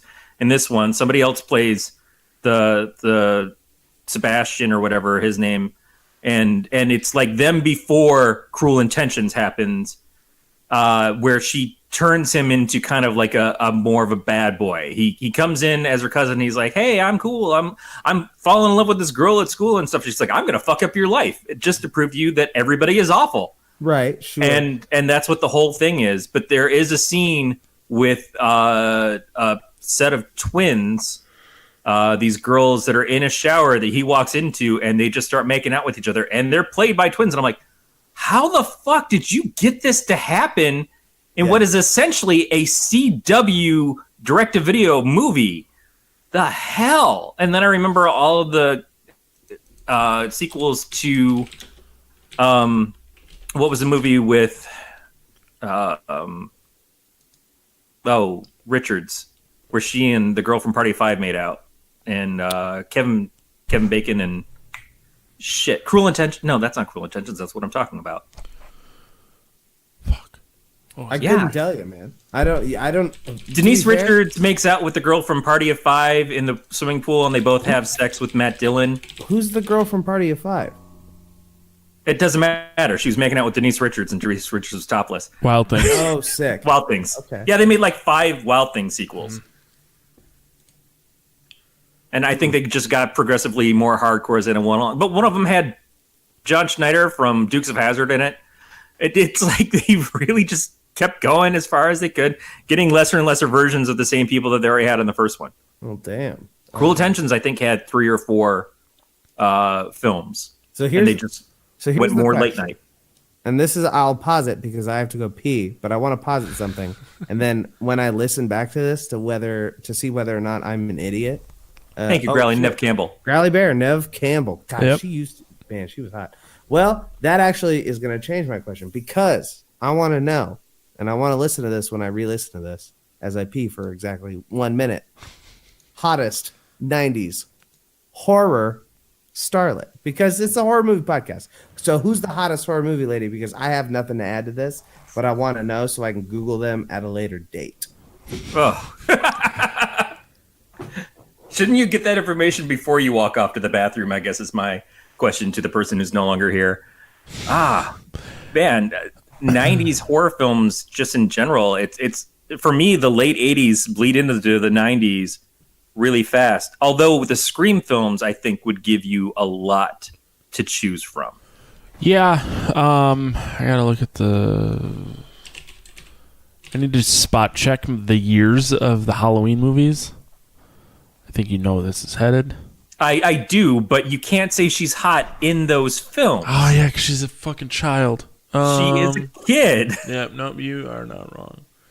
But she did show up as I think she was 18 when she showed up in the first, what was it? The Urban Legend movies. Because she was the roommate in Urban Legend in the first one, the goth chick. Yeah. So if you can age check that, I will give you your point. Urban Legends. Danielle Harris is who Danielle we're talking Harris, about. yeah. For anybody who doesn't know, should know Danielle Harris. The first Urban Legend came out in 1998, so that does work. Otherwise, I would say if we could stretch this past TV or past movies to TV shows, I would say Sarah Michelle Gellar, because Sarah Michelle Gellar was in Scream 2, though. And she was in I Know What You Did Last Summer. Okay. So yeah, you could, but then with Ryan Phillippe. Jennifer Love Hewitt then as well. I'm choosing Jennifer Love Hewitt over Sarah Michelle Gellar. I'm choosing Danielle Harris over both. But okay. Danielle Harris is pretty spectacular. God, she's so fucking hot. Does Bo Derek count? I don't know if you would say the first Tarzan is actually a horror movie, but it is pretty terrible. It's scary how bad it is. Yeah. I mean, Doesn't she have sex with the monkey in that? I feel like there was a What? thing between her and Jennifer Love Hewitt before or after? Oh, isn't it before? Or did she make her boobs bigger? Rowley, you gotta give me more. All I know about Jennifer Love Hewitt is she's got the big honkers, rock and roll, sweet melons. But I feel like that was her whole thing. Did she get them reduced? I have no idea. Regardless, it's still going to be Jennifer Love Hewitt over Sarah Michelle Gellar, just because blondes look. I'm a blonde man, so my sister is blonde, and it's just like blonde women make me go, it just worry it. I don't know. It's a herd mentality, or it's like how I don't get the flu, something like that. Before she got the Hooters enlarged, what? I don't know. Going back to urban legend, though, Alicia Witt. How do you change the topic from boobs to urban legend? No, I like it. No, I want to see where he's going. Alicia Witt was the star of the first urban legend. I had a crush on her since she was one of the daughters on Sybil.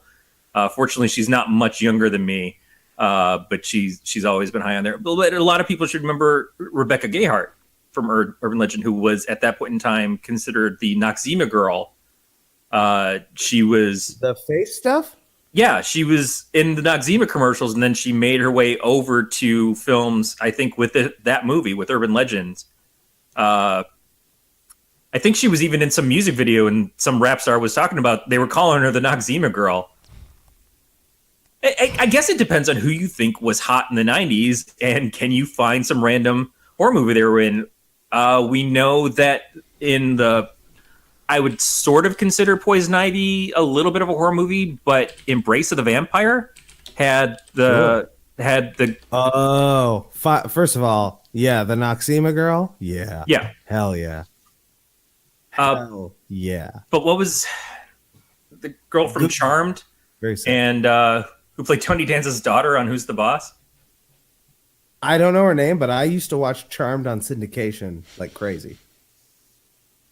There's the new Charmed. They're redoing all of the old WB TV series as new CW shows, and it kind of bothers me. But Alyssa Milano did Embrace of the Vampire in the 90s, which I think was one of those moments of where everybody said, "Oh, Alyssa Milano's in this. Oh, she gets topless."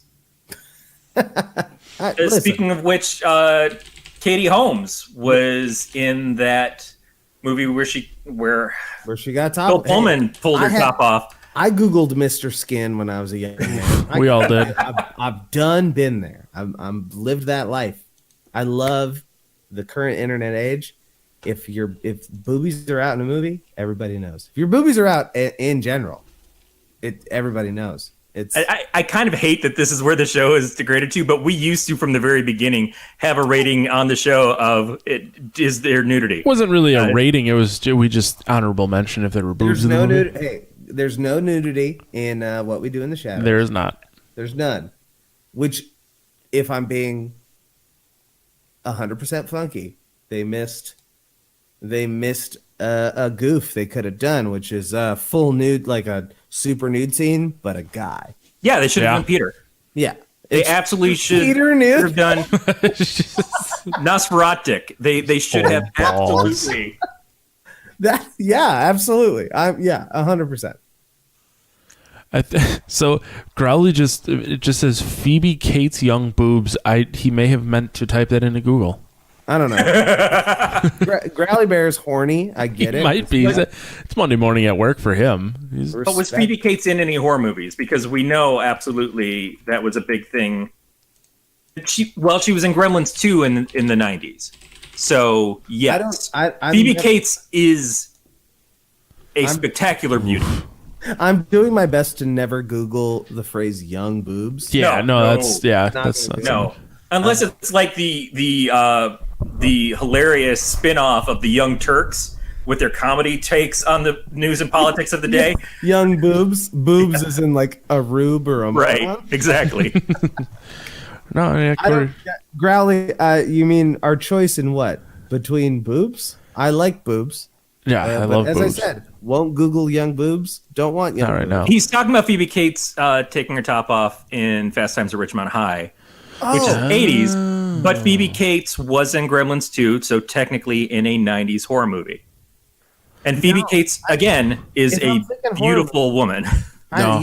True, but if it's not 90s enough for me. Gremlins 2? I don't know. With Phoebe Cates, I would definitely F her in the A without a C and then J on her B's. Wow. It's a lot of letters. Spelling, yeah, that's a... Use that imagination. I don't like algebra for just that reason. Come on, man. X, Y, Z, examine your zipper. We're turning this into a math podcast, slowly but surely. It might be better than what it's turned into right now. Yeah, I don't even know what day of the week it is anymore. Yeah. Don't even say. I don't want to be reminded that I have to go to work in the morning. Okay, Jennifer Connelly. Any horror movies in the 90s? I don't know, but Because that might be an automatic. I was Requiem gonna for a bring up Dream. Jennifer Connelly because ass to ass is horrifying. Ace to ace. I've never seen Requiem for a Dream. Oh, it's such a good movie. I won't watch it. Dude, it's such a good movie. No, I don't need to watch it. There's no one needs to watch it, but it is still a great movie. Right, but this is the thing. I know enough about it within pop culture. Yeah. And I know enough of the references. I know it's pretty, baby, but I ain't so it's gonna like I know pick it enough up of the surrounding lore or Doesn't have Marlon Wayans in it, because that right there is a reason I don't ever have to see it. Oh, Requiem for a Dream actually came out in 2000. Okay. I thought it was a 90s movie. Dark City. Is that considered a horror movie? I almost consider Dark City kind of a sci-fi. Sci-fi thriller. Yeah. thriller. So thrillers aren't horror movies. What is a horror? How does that get defined? It's how they try to market it. That's all it is. Yeah. Let me get this one out. Shoes and the Rocketeer. That was a horror movie. No, Rocketeer is a great movie. You are wrong. I have not seen it probably since 1991. And besides, she basically plays Betty Page in The Rocketeer, because The Rocketeer in the comics, the character that they use Betty Page, her likeness in the comics, because she was missing and presumed dead for years. Yeah. And so Jennifer Connelly as Betty Page, perfect. Do you know there is what I would once consider a sweet death metal band named after Betty Page? The Black Dahlia Murder. That's not named after Betty Page. Oh God, no! What's that guy's? What's her name? Oh no! Now I made myself look like an idiot on the internet. There is a show coming out, or I don't know if it's a miniseries or a movie that's coming out on TNT that's about the Black Dahlia murders with Chris Pine, and it's got Olivia Hussey's daughter in it. Olivia Hussey was Olivia Hussey was in Black Christmas, the original Black Christmas. Mm-hmm. She was also the Juliet in the Romeo and Juliet movie that I remember watching as a kid a lot. The stage one?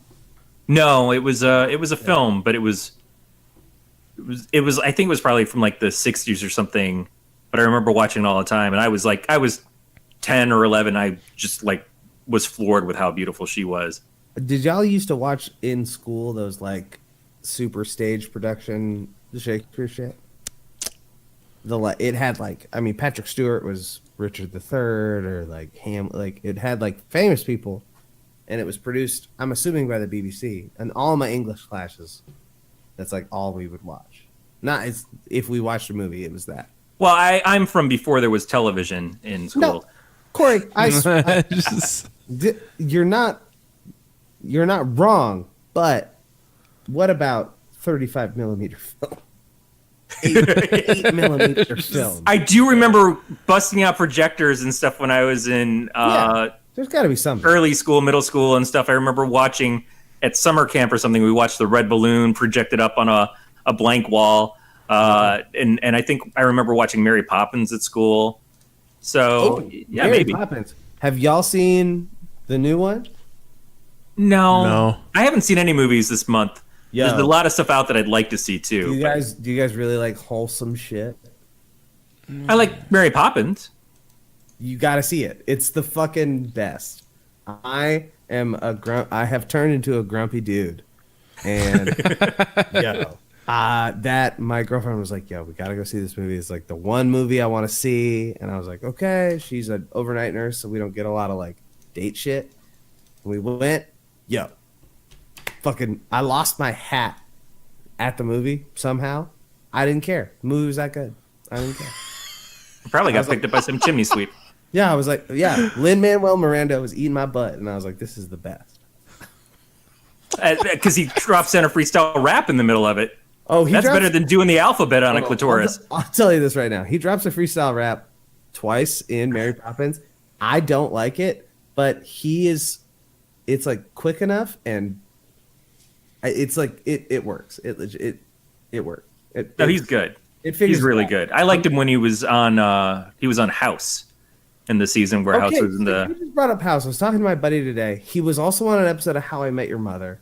He's been making the rounds for like a minute. Yeah, he wasn't a new guy. He'd been working hard and stuff, but throwing together and making Hamilton, that's the shit. Yeah, I was also talking. There's a friend of mine, or a friend of my girlfriend's friend of mine, a friend of my girlfriend's a friend of mine, but she was talking. She loves Lin-Manuel Miranda, loves Hamilton, and I have tried to like listen to the soundtrack because I grew up a musical kid and like I'm into musicals, but I have not been able to get it. I feel like I need to see it on stage. Right. Yeah, I feel like I've avoided it. No, I have not. And that's the thing is for the same reason is that I would probably really enjoy it. I've seen not quite a few, but I've seen a good number of musicals. My high school graduation gift was going up to Toronto and seeing Phantom of the Opera. Fuck. Yes. But I had seen David Cassidy in Yankee Doodle Dandy as a kid.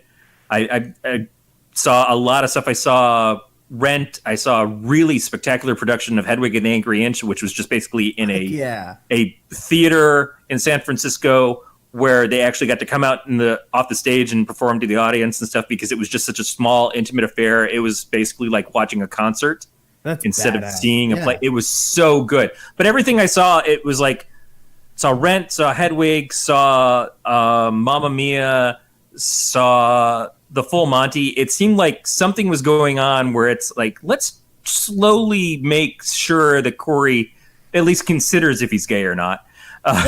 Musical theater is to anybody. As I said, all through high school, even a bunch of middle school. So like the first musical I was 8. I was the young Tommy in Tommy. Nice. In the high school production that my sister was in.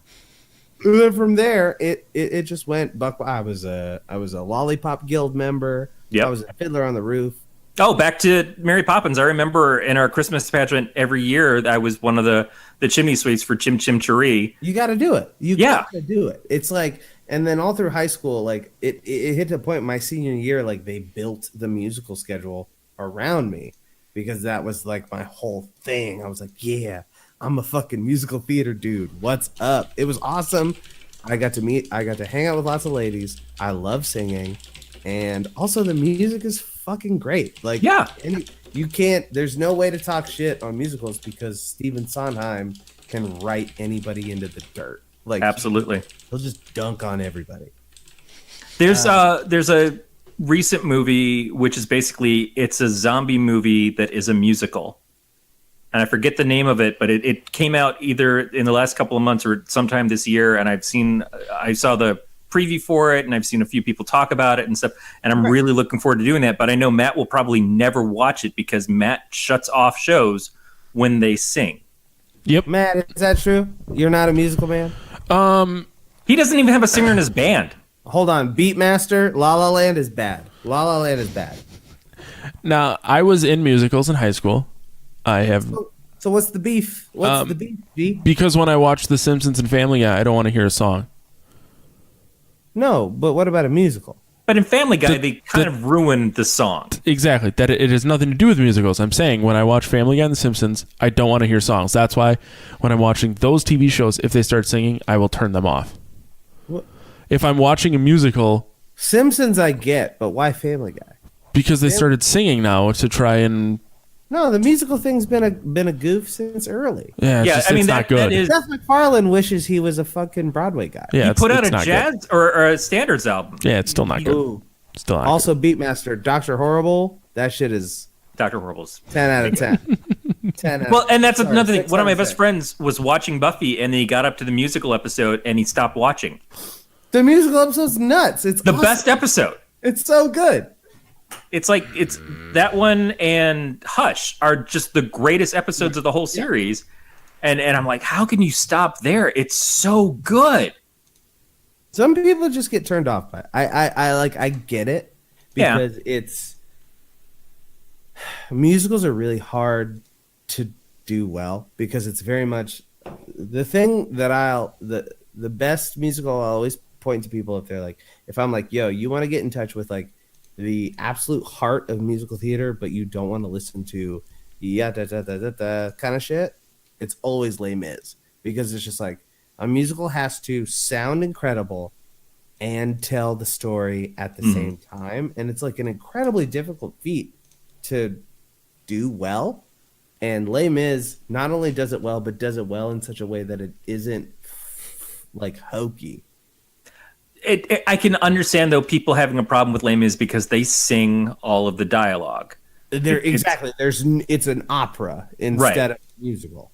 Right. And it's different when you have a show like Scrubs decides they're going to do a musical episode and it's just randomly they break in a song. But at least in Buffy's case and in Scrubs' case, they give an excuse as to why those musical things happen. Right. You know, they put in a creature that turns everybody into singing, or they give somebody a brain defect that is making her think everybody's breaking the song. Whereas in other things, it's just we just sing to sing. But it's I personally, I don't need narrative writing to tell me that, because singing is dialogue. Like I'm already watching a show and I know I am.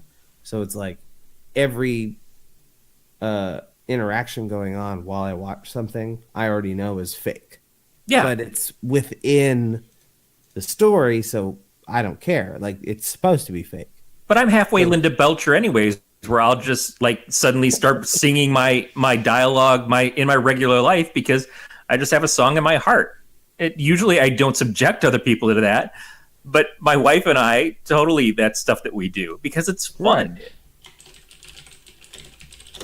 And because I had a musical background. I was a music major in college. No shit. Yeah. Cool. Yeah.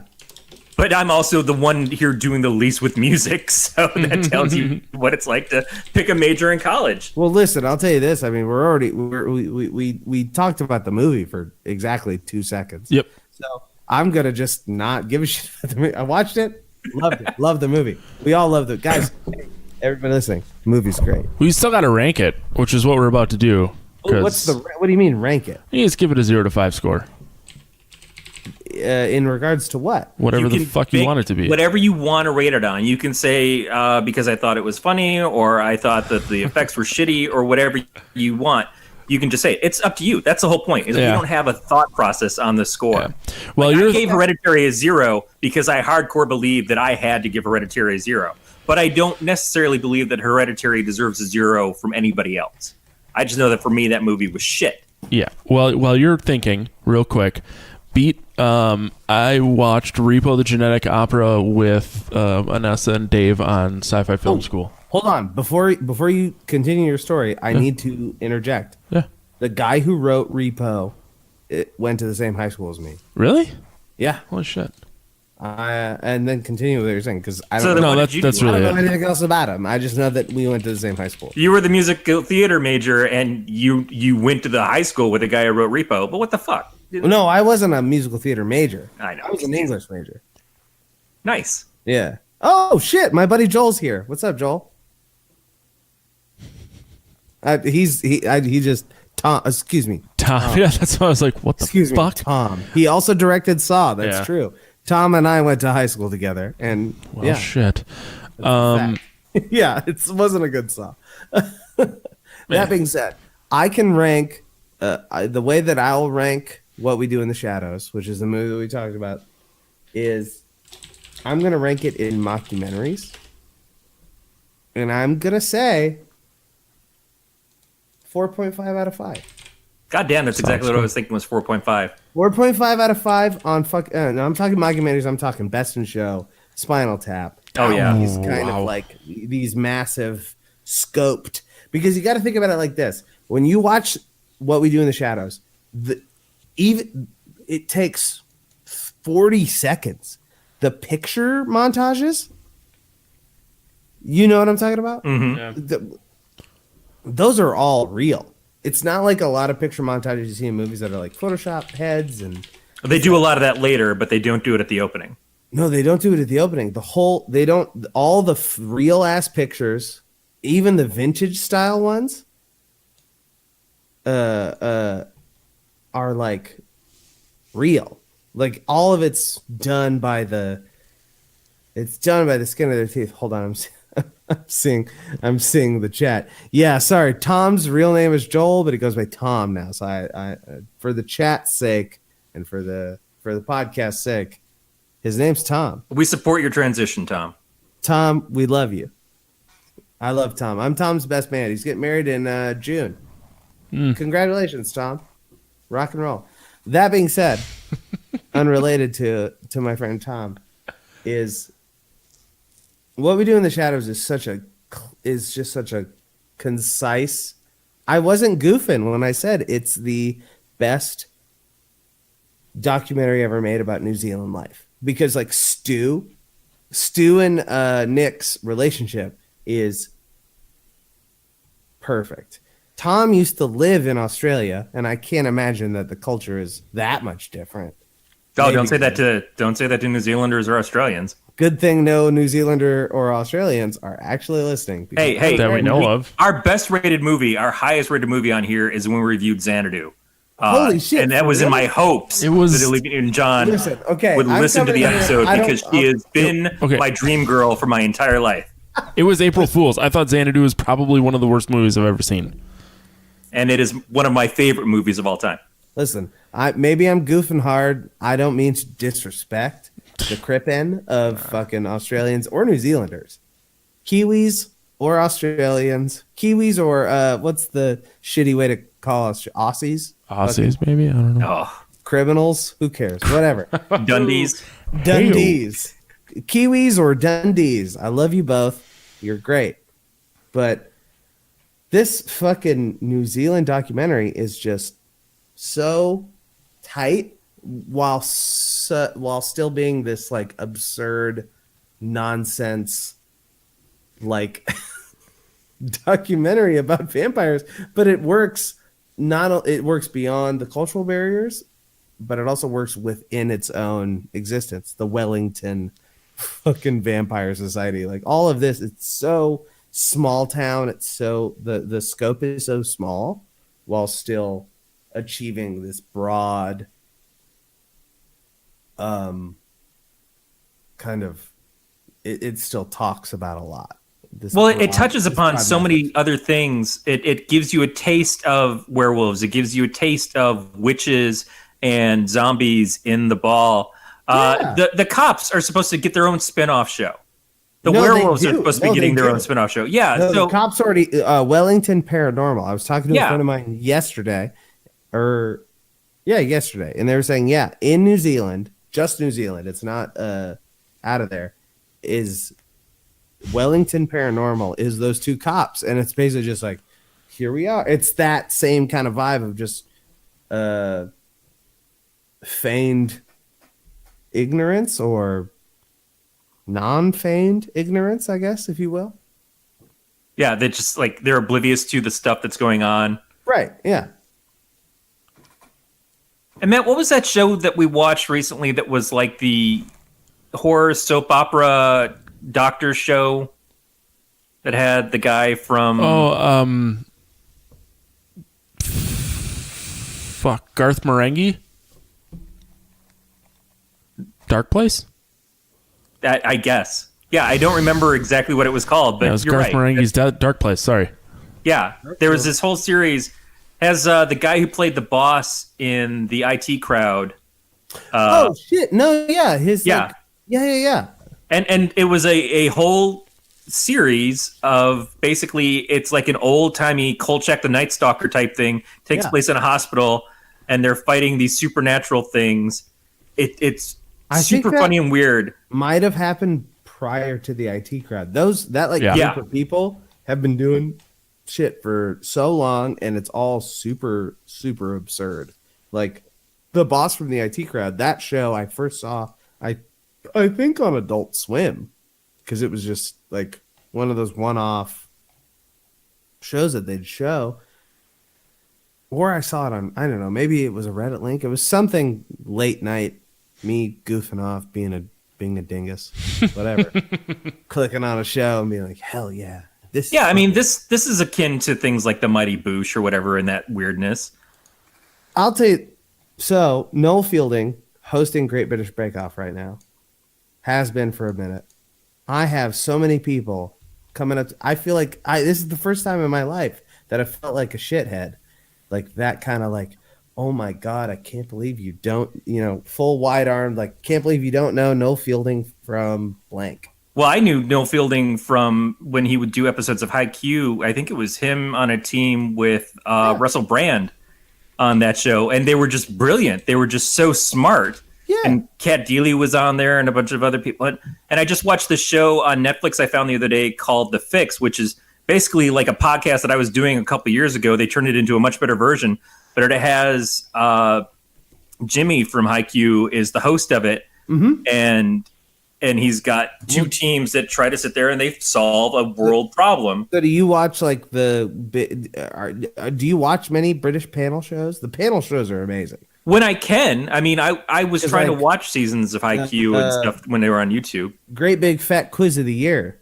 Yeah. I mean, it's just out. I was just the same friends that I was talking about Wellington Paranormal with.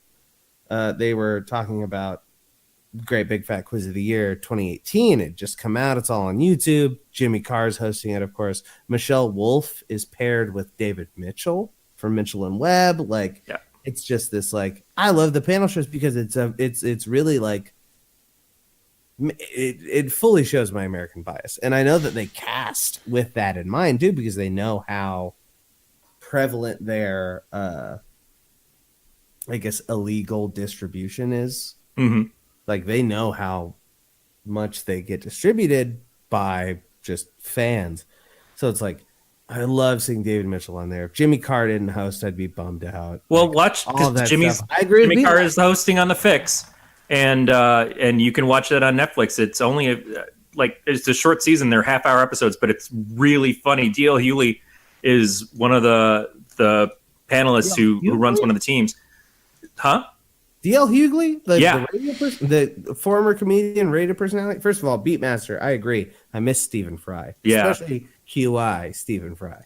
Yeah. But QI is another one that was so good. I didn't know D.L. Hughley was doing, I don't know. D.L. Hughley to me is like somebody who talks a lot of bullshit on the radio and is usually wrong. And he's like one of those guys that has said enough shit that makes me like mad to my body that I would definitely like slam dunk on if I could. Well, he's leaning. I mean, he's got his political ideas and stuff, and this whole thing obviously comes from a very political side because it's solving world problems, but it's done as comedy, so it might bring you back to where he was before for you, as opposed to where he is now doing things like Real Time with Bill Maher and all that. Real Time with Bill Maher, but even his radio show, like he's syndicated in the Kansas City area, and his radio show, he's like.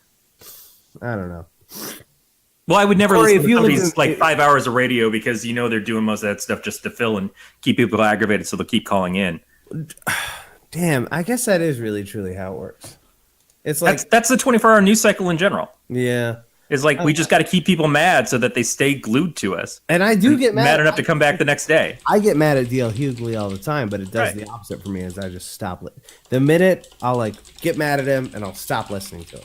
Right, and that's and then better. I'll come back occasionally, and then I'll listen until he makes me mad again. Usually, like within a week, 2 weeks, and then I stop listening again. And it's this constant annoyance because he talks a lot of shit, and I talk a lot. I talk a lot of shit too, but yeah, no, I don't know. We talk our asses here and stuff. I'm not proud of some of the stuff I say on here. But I hope that it's taken in the jest that it's intended. But it's the same thing as the Howard Stern stuff of like the people who loved him listened because they wanted to hear what he was going to say, and the people who hated him listened because they wanted to hear what he was going to say. Yeah, but Howard Stern at least has some nuanced opinions. Sometimes. Occasionally. Right, but he'll go to the lowest common denominator as much as possible if it'll get him clicks. He's not in that same brand as he used to be when he was on radio because he doesn't have to worry about advertisers. But is he still doing shit? I don't know. I don't subscribe to Sirius anymore, but I never really listened to a station when I did. I'm always curious, like those old heads. I know, like I don't know what Howard Stern's doing. I know Mike Francesa. He like just came back. there's this Beatmaster says yes, so he's still going. Beatmaster knows. Howard Stern's still going. That's wild. Like he's got to be the longest running dude in. Well, you can't just hand it over directly to Adam Carolla or Joe Rogan. God, no. Oh my God, Joe Rogan. I have buddies. I have mad buddies who love Joe Rogan. I don't do it. Do either of you listen to Joe Rogan? I don't. Only episodes in which he has someone that I want to listen to.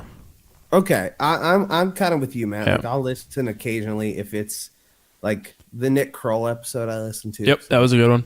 Yeah, so it's like a comedian I like, or something I like, or like what if ever this Kanye episode comes out, like I'll definitely listen to that because Same. I'm gonna need to like talk shit. Right. But that's kind of how Joe Rogan feels to me. Is like I don't listen to Joe Rogan for fun. I listen to Joe Rogan more Because it's your job. it's like, yeah, I was like, Yeah. I need to listen to Joe Rogan sometimes because he's interviewing somebody so prevalent in whatever I'm doing or what I care about that I need to know the bullshit that's going on. Who's Eddie Bravo? I know the name, but I don't know the guy. Beatmaster, you're gonna need to elaborate unless Corey knows. No, I thought that was Greg Brady. Oh shit! No, with the fucking medallion, that's Eddie Bravo. No, that's Johnny Bravo. Oh shit! Oh! No, Greg Brady took over as the role of. He was the new Johnny Bravo. He took over for that, and then they came out with the Johnny Bravo cartoon years later on Cartoon Network. But that's what it was named after. Wait, the actor who did Greg Brady? No, was as Johnny Greg Bravo? Brady on the show, he got picked up by some talent crew, and he took over playing the part of this guy Johnny Bravo, who was a manufactured superstar on the Brady Bunch. And so they put him in a wig and they put glasses on him and stuff, and they made him all cool, and he became the new Johnny Bravo. And then he's like, I don't think I want to do this anymore. And so they gave the role to somebody else.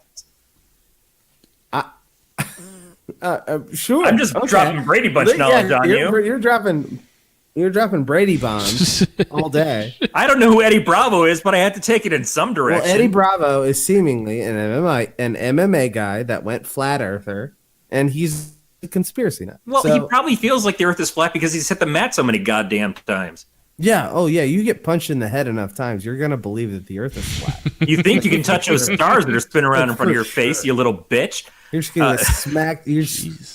Listen, you shake your brain around enough, you can believe anything you want. Watch me That's bravely really- talk shit about an MMA guy who could probably pound me into obscurity in a heartbeat. Listen, Corey, I'll tell you this right now. I've gotten my ass beat so many times, doesn't matter. Yeah, Who absolutely. gives a shit? I'm gonna talk shit until I die. And Yeah. if someone wants to kick my ass, My wife will win so much from that lawsuit when I'm gone, and I will be happy about that.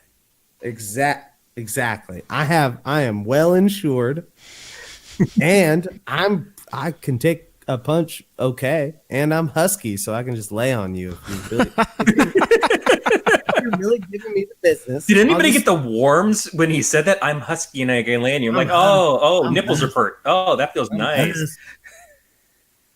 I'm husky. Listen, we call it this is husky. Fuck boy Denise lifestyle. Richards, man. You're my new fantasy from the 90s horror movies. I don't have a whole lot going on as far as like starring in movies, but I am a 90s heartthrob for sure. You say you're husky and you lay on people. We can get you started in movies really fast. Exactly, yeah. Just as long as the Then we'll paycheck's tour your good. own bars that have swinging doors on their bathroom stalls. Yeah. Hey, I've been there. Yeah. Those are my people. Those are my people. This is the key, though.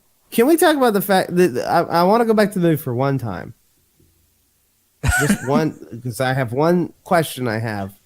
The last this audience movie. member we have will probably appreciate us talking about the movie this one. Maybe they watched the movie, maybe they didn't. The movies, this is the downside about this movie, very easy to digest. There's not a lot to.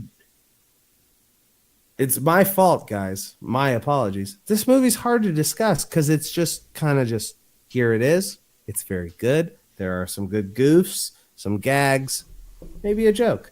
Well, mockumentaries are scenes; they're not story. Right. Exactly. We do get some So- story in this, but it is more like consecutive scenes and stuff that happens in a few nights.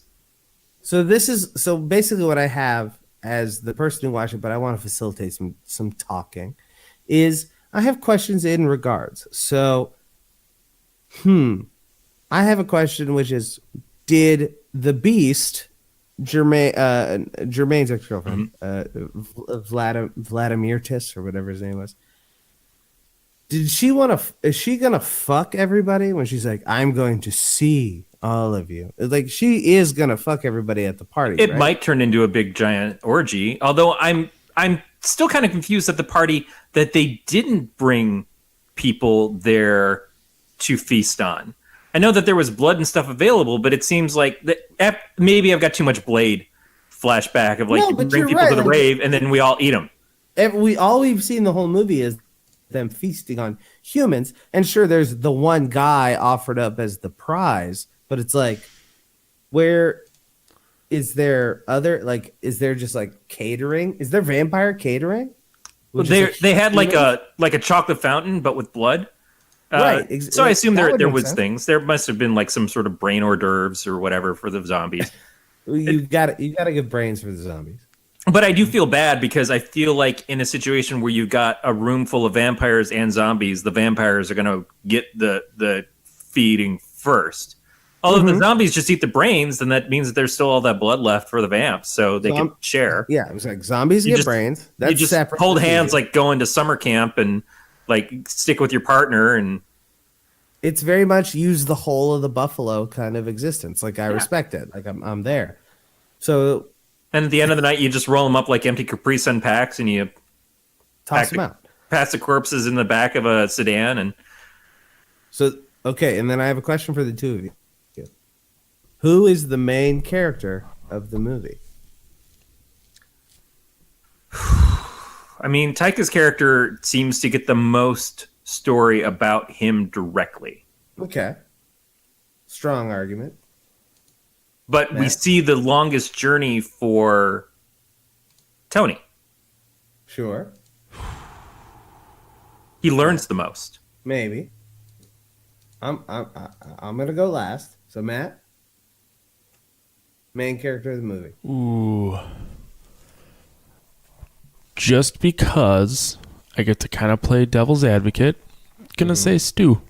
Oh, fuck. No, you can't. That's not devil's advocate. That's my advocate. The main character is Stu. Is it though? Like, yes. But Stu comes in like 20 minutes or so into the film. Exactly, but you Doesn't see matter. you see a No, whole it doesn't character matter. arc for him. Imagine all of the info that we get about the vampires. Like, the only other option is maybe Nick, the new vampire. Yeah, that's what I Yeah. meant, Nick. But for me, it's so much Stu, because Stu comes in. You know, he's brought in by somebody else. It's very much, imagine thinking of the story. Imagine Stu like telling you the story, like, oh yeah, you know Nick, that buddy of mine that you met one time at fantasy football at the bar last week or whatever.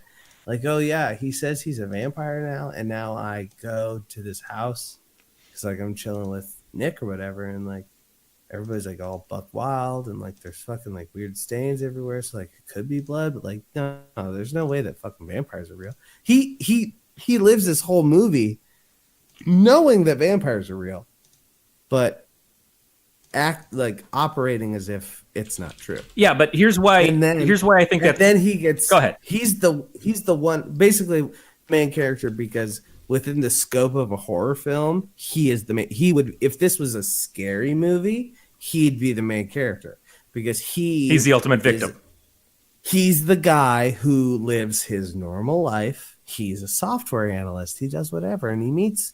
You know, he has a friend, and his friend meets these guys, and like it's whatever. Oh, weird. Oh, now my friend is being weird and like hanging out with these weird guys all the time. And then blah blah blah. Climax culminates into attacked by werewolves, which is the, you know, that's what makes the story interesting. It's the trick. It's the flip, because you've been spending all this time with vampires, but Stu, the main character, turns into a werewolf instead. Yeah, but here's why it's not him. because he is the Mary Sue, or in this reference, the Mary Stu of the movie. He's too perfect. He has no flaws.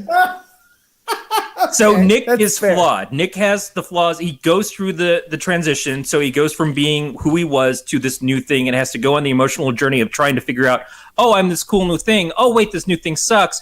Oh, well, I still got my best friend. Oh, I've lost my best friend. Oh, now I get the joy of having my best friend back. All of Nick's flaws are a path that has ups and downs and bumps in there. And he's hated by the other guys. He's rejected by the other guys. He gets pushed out of the house. So he has no home, no place, but he still has to overcome. He does underhanded things, so he's the more interesting character. In Breaking Bad, he's the main guy because you see him fail and you see him struggle. Now, he doesn't have a romantic relationship, but his love of Stu is kind of in place of that. Otherwise, Taika's character would be the only one that has a romantic relationship that goes through, and the Beast is kind of a romantic off again, on again thing. But in that case, he's a Bradley Cooper who's on the side character who gets a piece of ass but never really falls in love. Nick is the guy who is struggling and loves Stu unconditionally and loses Stu, and then eventually finds Stu again and has to create an acceptance between Stu and the rest of the group. Oh, I don't know. Hold on. But Stu is too good. When does he lose Stu? He loses Stu because they all think he died. Oh, no. From his viewpoint, they all think he died. Hold on, but that's my argument for Stu is because everybody is affected by Stu. But that's like killing the little girl in the Hunger Games. It's like, oh, we're all really sad because this perfect little girl died, but it's not her story. She's there to set them to continue on their path. She's a lesson. She's not the main character. Okay. Within the scope of the movie, you are correct. But Stu's too good. I know Stu is too good, but imagine this movie reshot from Stu, do you think he would be? No, because I think it'd be boring as fuck. Really? I think Janet's story is much more interesting than Stu's. You wouldn't think it would be a traditional, you don't think it would be a more regular horror movie shot from Stu's perspective? No, I like Janet as the Renfield. I like Janet as the unappreciated, that is a Devil Wears Prada situation. Absolutely, yeah. Yeah, so I'm way more on board with her. And her feelings, she's crazy about this guy because of the thing that she's going to move up in the company and stuff. It's going to be everything she wants, and she just struggles more and more because it's a complete shit who's stringing her along. Right, yeah. Stu's just like Stu, man. Shit, well, I know, but he is Stu. He's great. We love him so much. I absolutely love him. I want to kiss him. Yes, on the mouth. Right. I love him. He's the perfect movie character. But he's perfect. So that's the issue, and I do agree. That is the issue. Damn. I don't know if I don't know. I don't want it to be Nick. Right? No, because Nick's unlikable. But it is. But it's Michael Scott in The Office.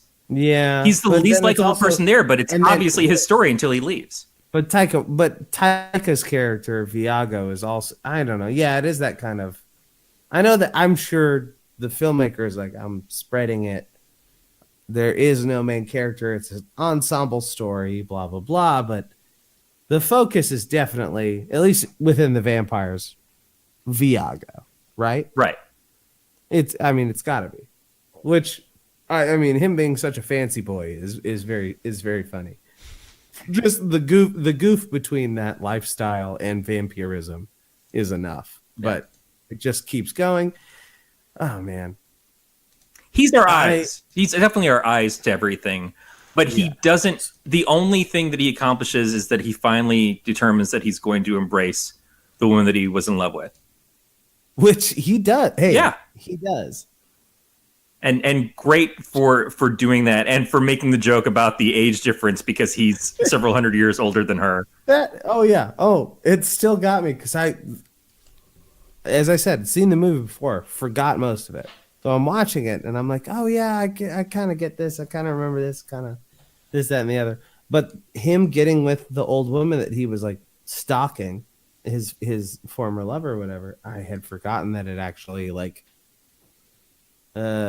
ended. It became a thing. Yep. And It was like I watched it for the first time again, and I laughed and laughed. It was amazing. It was great. So here, what's the worst part about the movie? I have my qualms. Well, I think one qualm is that they do a lot of really good things emphasizing the problems of being a vampire. Like they show them they can't look in mirrors to see how they look when they want to dress up. Yeah. But then they can be filmed and recorded the whole time, which as I understood it, vampires can't show up on film any more than they can be picked up on mirrors because cameras use mirrors as part of their lenses. Damn. That's the nitpickiest thing I could come up with. No, but that's the best nitpicky thing you can do because that's the fucking crux of the movie. Because you can't make a movie about vampires. Good choice of using the word crux, which is shortened from crucifix. Dun, dun, dun, dun, dun. God damn it. I do like when they're screaming when they see the crucifix on the vampire, how they're screaming that it kicks and then they just go on. Yeah. They just continue. My issue was way less good. Damn, that's a great issue because that is kind of the key. My issue was I just wanted less kind of non sequitur breaks. Like I like the non sequitur breaks, the dancing, the fashion show shit, like that kind of stuff. Like it's fun, but I don't know. It's filler. By the time the dancing happened, I was like, I know why they're doing this. Yeah, it's filler. I was just like, they're doing this so they can make it feature length. Although Deacon's sexy dancing was beautiful. And it was very sexy. And I respect it. But like the big fit, and it's one of those things, it's both a critique of the movie, but also something I really like about the movie, which is that I know that it had a good budget and it's like an independent film, but it's like a film. Like this isn't like first foray. So like they have funding. But it still felt really real. It felt like it felt made by like people you could have known. And when Stu introduces technology to them, it doesn't overwhelm what the rest of the film is about. It doesn't suddenly turn into, we order bodies in the internet now or anything like that. They still continue being who they are, and they're just so bad at it. Yeah. You could be making a documentary on like just a regular ass camera and they're like, yeah, sure, we know what a camera is, but a computer, right? It doesn't take you out of it. But then at the same time I'm watching it and I'm like, well, I know that they do this on purpose. So it both works and then also takes me out of it, but that's because I'm a stinker, I guess. Right. No, it's still a movie, but it accomplishes so much. It's just such a, I don't know. It's really, there aren't a lot of mockumentaries that really come out, right? I mean, like I feel like I don't hear about. I hear about your Spinal Tap crew and like that cast of humans. They've been making your mockumentaries forever. Spinal Tap, Bass and Show, etc. Mighty Wind and that whole crew. But other than them, who else? I can't think of one. Maybe you guys are more versed, but I'm not. No, I go to The Office, which begat Parks and Rec, has that look. We go to Reno 911 that I said earlier. Mm-hmm. I think that, but it really is. It's a workplace comedy or it's a roommate comedy, and they just decided, how do we dress up this roommate comedy? In this case, we make them vampires. In Spinal Tap, we made them a rock band. It's what do we do to set this apart? And then we balloon out from what those ideas are. Like if you have a problem with your roommate, what would bother you? Well, I think we would all have a problem because we can't wake up before daylight. So one of us has to set the alarm, be the one to go and wake up everybody else. And what do our differences bring us? And he doesn't do dishes because there's blood everywhere. Like, the couch is red because it wasn't red originally. It's because you guys just let everybody bleed all over it. Right, I get all of that because it's so easy to get to those jokes when you have that moment of clicking of like, everybody's a vampire in this house. Like, right. If they're all vampires, what kind of vampires? Why not every kind of vampire? Why not we have your uber romantic Dracula character. We have your Nazi vampire, which is very classic. We have your effeminate, more recent style vampires, and then we have your hardcore Nosferatu scary monster vampire, and then we introduce the dumb young buck kid that everybody hates from today, who sees it as being a rock star status and sexy and glitter fucking. Right, and then you also, I mean, yeah, it really does. It hits every kind of. I think that really is. I mean that really sums it up. That is kind of the beauty of it. It's everything from horny current vampire all the way to Nosferatu. I mean, like, and they even show you like the kids who were embraced too young. And so what do we do? Well, we get pedophiles to hit on us. We take them to dark alleys and kill them. Yeah, like, yeah, fuck yeah. Because who gives a shit about pedophiles? It's good work. That's God's Christian work. Not me. Killing those motherfuckers. Yeah. Rock it out, man. Because otherwise he'd just sit there and pollute TikTok all day. Yup. Yup. There's some weirdos on there, man. I'll tell you, I've been collecting screen recordings of that TikTok shit. Not of. No, I know. Excuse me, not of underage people. No. Because it's mostly like weird dudes.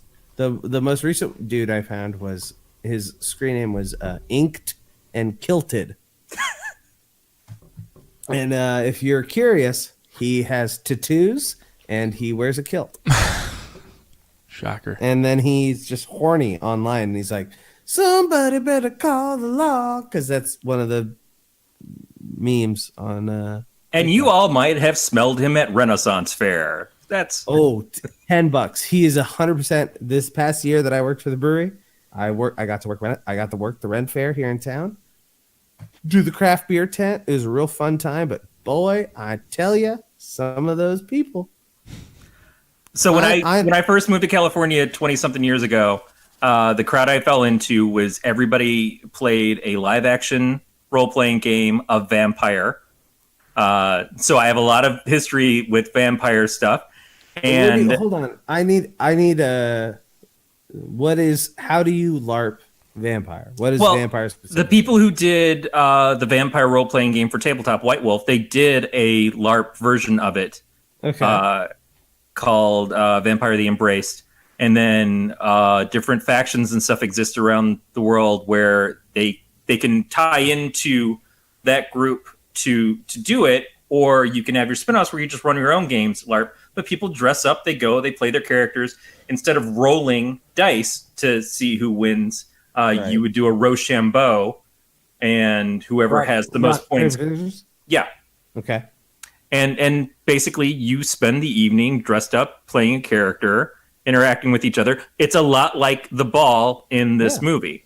Anyways. It sounds badass. As you would probably not be surprised, a lot of the people who play vampire, a lot of crossover between them and the ones who go and work Renaissance Fair. So you would have people who would work Renaissance Fair all weekend and then Sunday night show up at the vampire game. How many showers do you think were taken between Friday going to the first day of Renaissance Fair and leaving the dusty tents to come to Vampire on Sunday night? Zero. Right. Exactly. Big goose egg. Also, a lot of rules of it doesn't count if it happened at Ren Fair. Oh, no.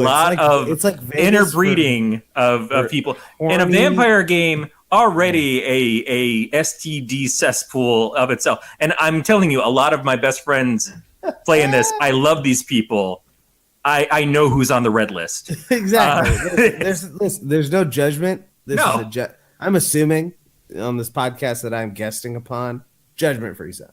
Oh, but absolutely. It's a full fact zone. So the facts say that I played vampire, gonorrhea, and everybody that you fucked in. I dated two people. I lost my virginity to somebody that I met at the vampire game. Hell yeah! But she was not a regular there. But then the person that I wound up dating for 2 years after that was more of a regular there.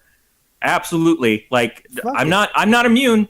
I'm not. Man. I did not have to get inoculated, but I'm part of this group. So let's. I ain't preaching to nobody.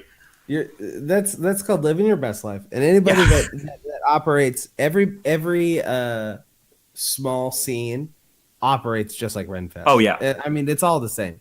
Like everybody can talk as much bullshit as they want, but like realistically, If you're in a small hardcore scene, metal scene, fucking any small music scene, it's the same. Work at a retail store, work at a big box retailer, and how many people have dated each other? Everybody at Best Buy. Yeah. 100%. Everybody's horny for fucking computers. I get it. Deals get me gone up. I get it. On that note, we got to read the outro. I got to fucking work in the morning. That's true. I am dying right now. Matt, I gave it a 4.5. What was your rating for this? 3. I did really like it. I didn't like it as much as you guys did. This is also the first time I watched it. I feel like it could benefit from multiple watches. And the fact that you would be willing to go back and rewatch it is I like the style of comedy. It's a good goof. A lot of good goofs. Absolutely. You can contact us by leaving us a voicemail at 805-328-3966. Email us at pot@gncast.com. You can leave us a message on the website as well. Follow the show on Twitter, Facebook, Instagram, Podcast Terror. Subscribe via iTunes, Stitcher, Google Play, any of your favorite podcatchers. You can review us on bit.ly/potreview or iTunes, even though I know you won't. All subscription options and links can be found at gncast.com/subscribe. Follow the entire network on Facebook under the Galactic Network. Boatss, where can people find the Ass Jams podcast, Young Bull music, all of that? What up, what up? It's your boy, BOATSS, your boy Boatss with 2 S's. You can find me personally on Twitter at all of those things, BOATSS. You can hit up the Ass Jams podcast on Spotify, iTunes, Stitcher, SoundCloud, most of the places you can find good fucking podcast content. Just remember, #AssJams. Don't forget that Z, ASSJAMZ. And most of all, subscribe, rate, not only the Podcast of Terror, but of course, the Ass Jams podcast. We're hanging out. We're having fun. You want to know what's going on with the people? You got to come to me, your boy, BOATSS, Boatss. Boy spelled B-O-I. No BOI. You only gave the BOI when you have ROI'd, responded on interaction with Boatss on Twitter. Oh, Jesus Christ. I could just talk in a circle, but for real, I like that. Look up the Ass Jams podcast on Spotify, iTunes. It'll happen. ASSJAMZ. We're the only thing that's going to come up because we're the only people who commit to the Ass Jams lifestyle. That's awesome. There'll be a link in the show notes for Ass Jams. Oh, yeah. And then the band too, Young Bull 666 on Twitter. Yep. I want to say Young Bull 666 on Bandcamp too. We're on Spotify, Young Bull. We're not the rap group. No, that's true. Group, that's not us. Nope. We're the rock and roll group. Yeah, I'll have a link for that one too. But Corey, how about you? What do you even want to do with your life? We don't have time for that. I just need to know what you want to plug tonight. I'm just here. I just enjoy being here. If you want to follow my Instagram, I think it's C. Christian Scott, and you'll see lots of pictures and videos of my new cat making my life hell. That's true. I want that. Yeah, I was like, you got to plug, Corey, you got to plug for me because we're homies now. Yeah, absolutely. Damn. You can find me on Twitter and Instagram and Untapped at Matt the Lifeguard. I haven't decided what we're doing next week, and I'm too goddamn tired to make that decision tonight. So you'll find out next week what we've decided to watch. Oh, Corey, it's C. Christian Scott. Yeah, the period. I just got my first one. All right. Well, I just know, I just followed him. It's awesome. It's live in the building. Here we are. So yeah, that's gonna do it for another episode of the Podcast of Terror, and we will talk to you guys next week. Stay scary, everybody.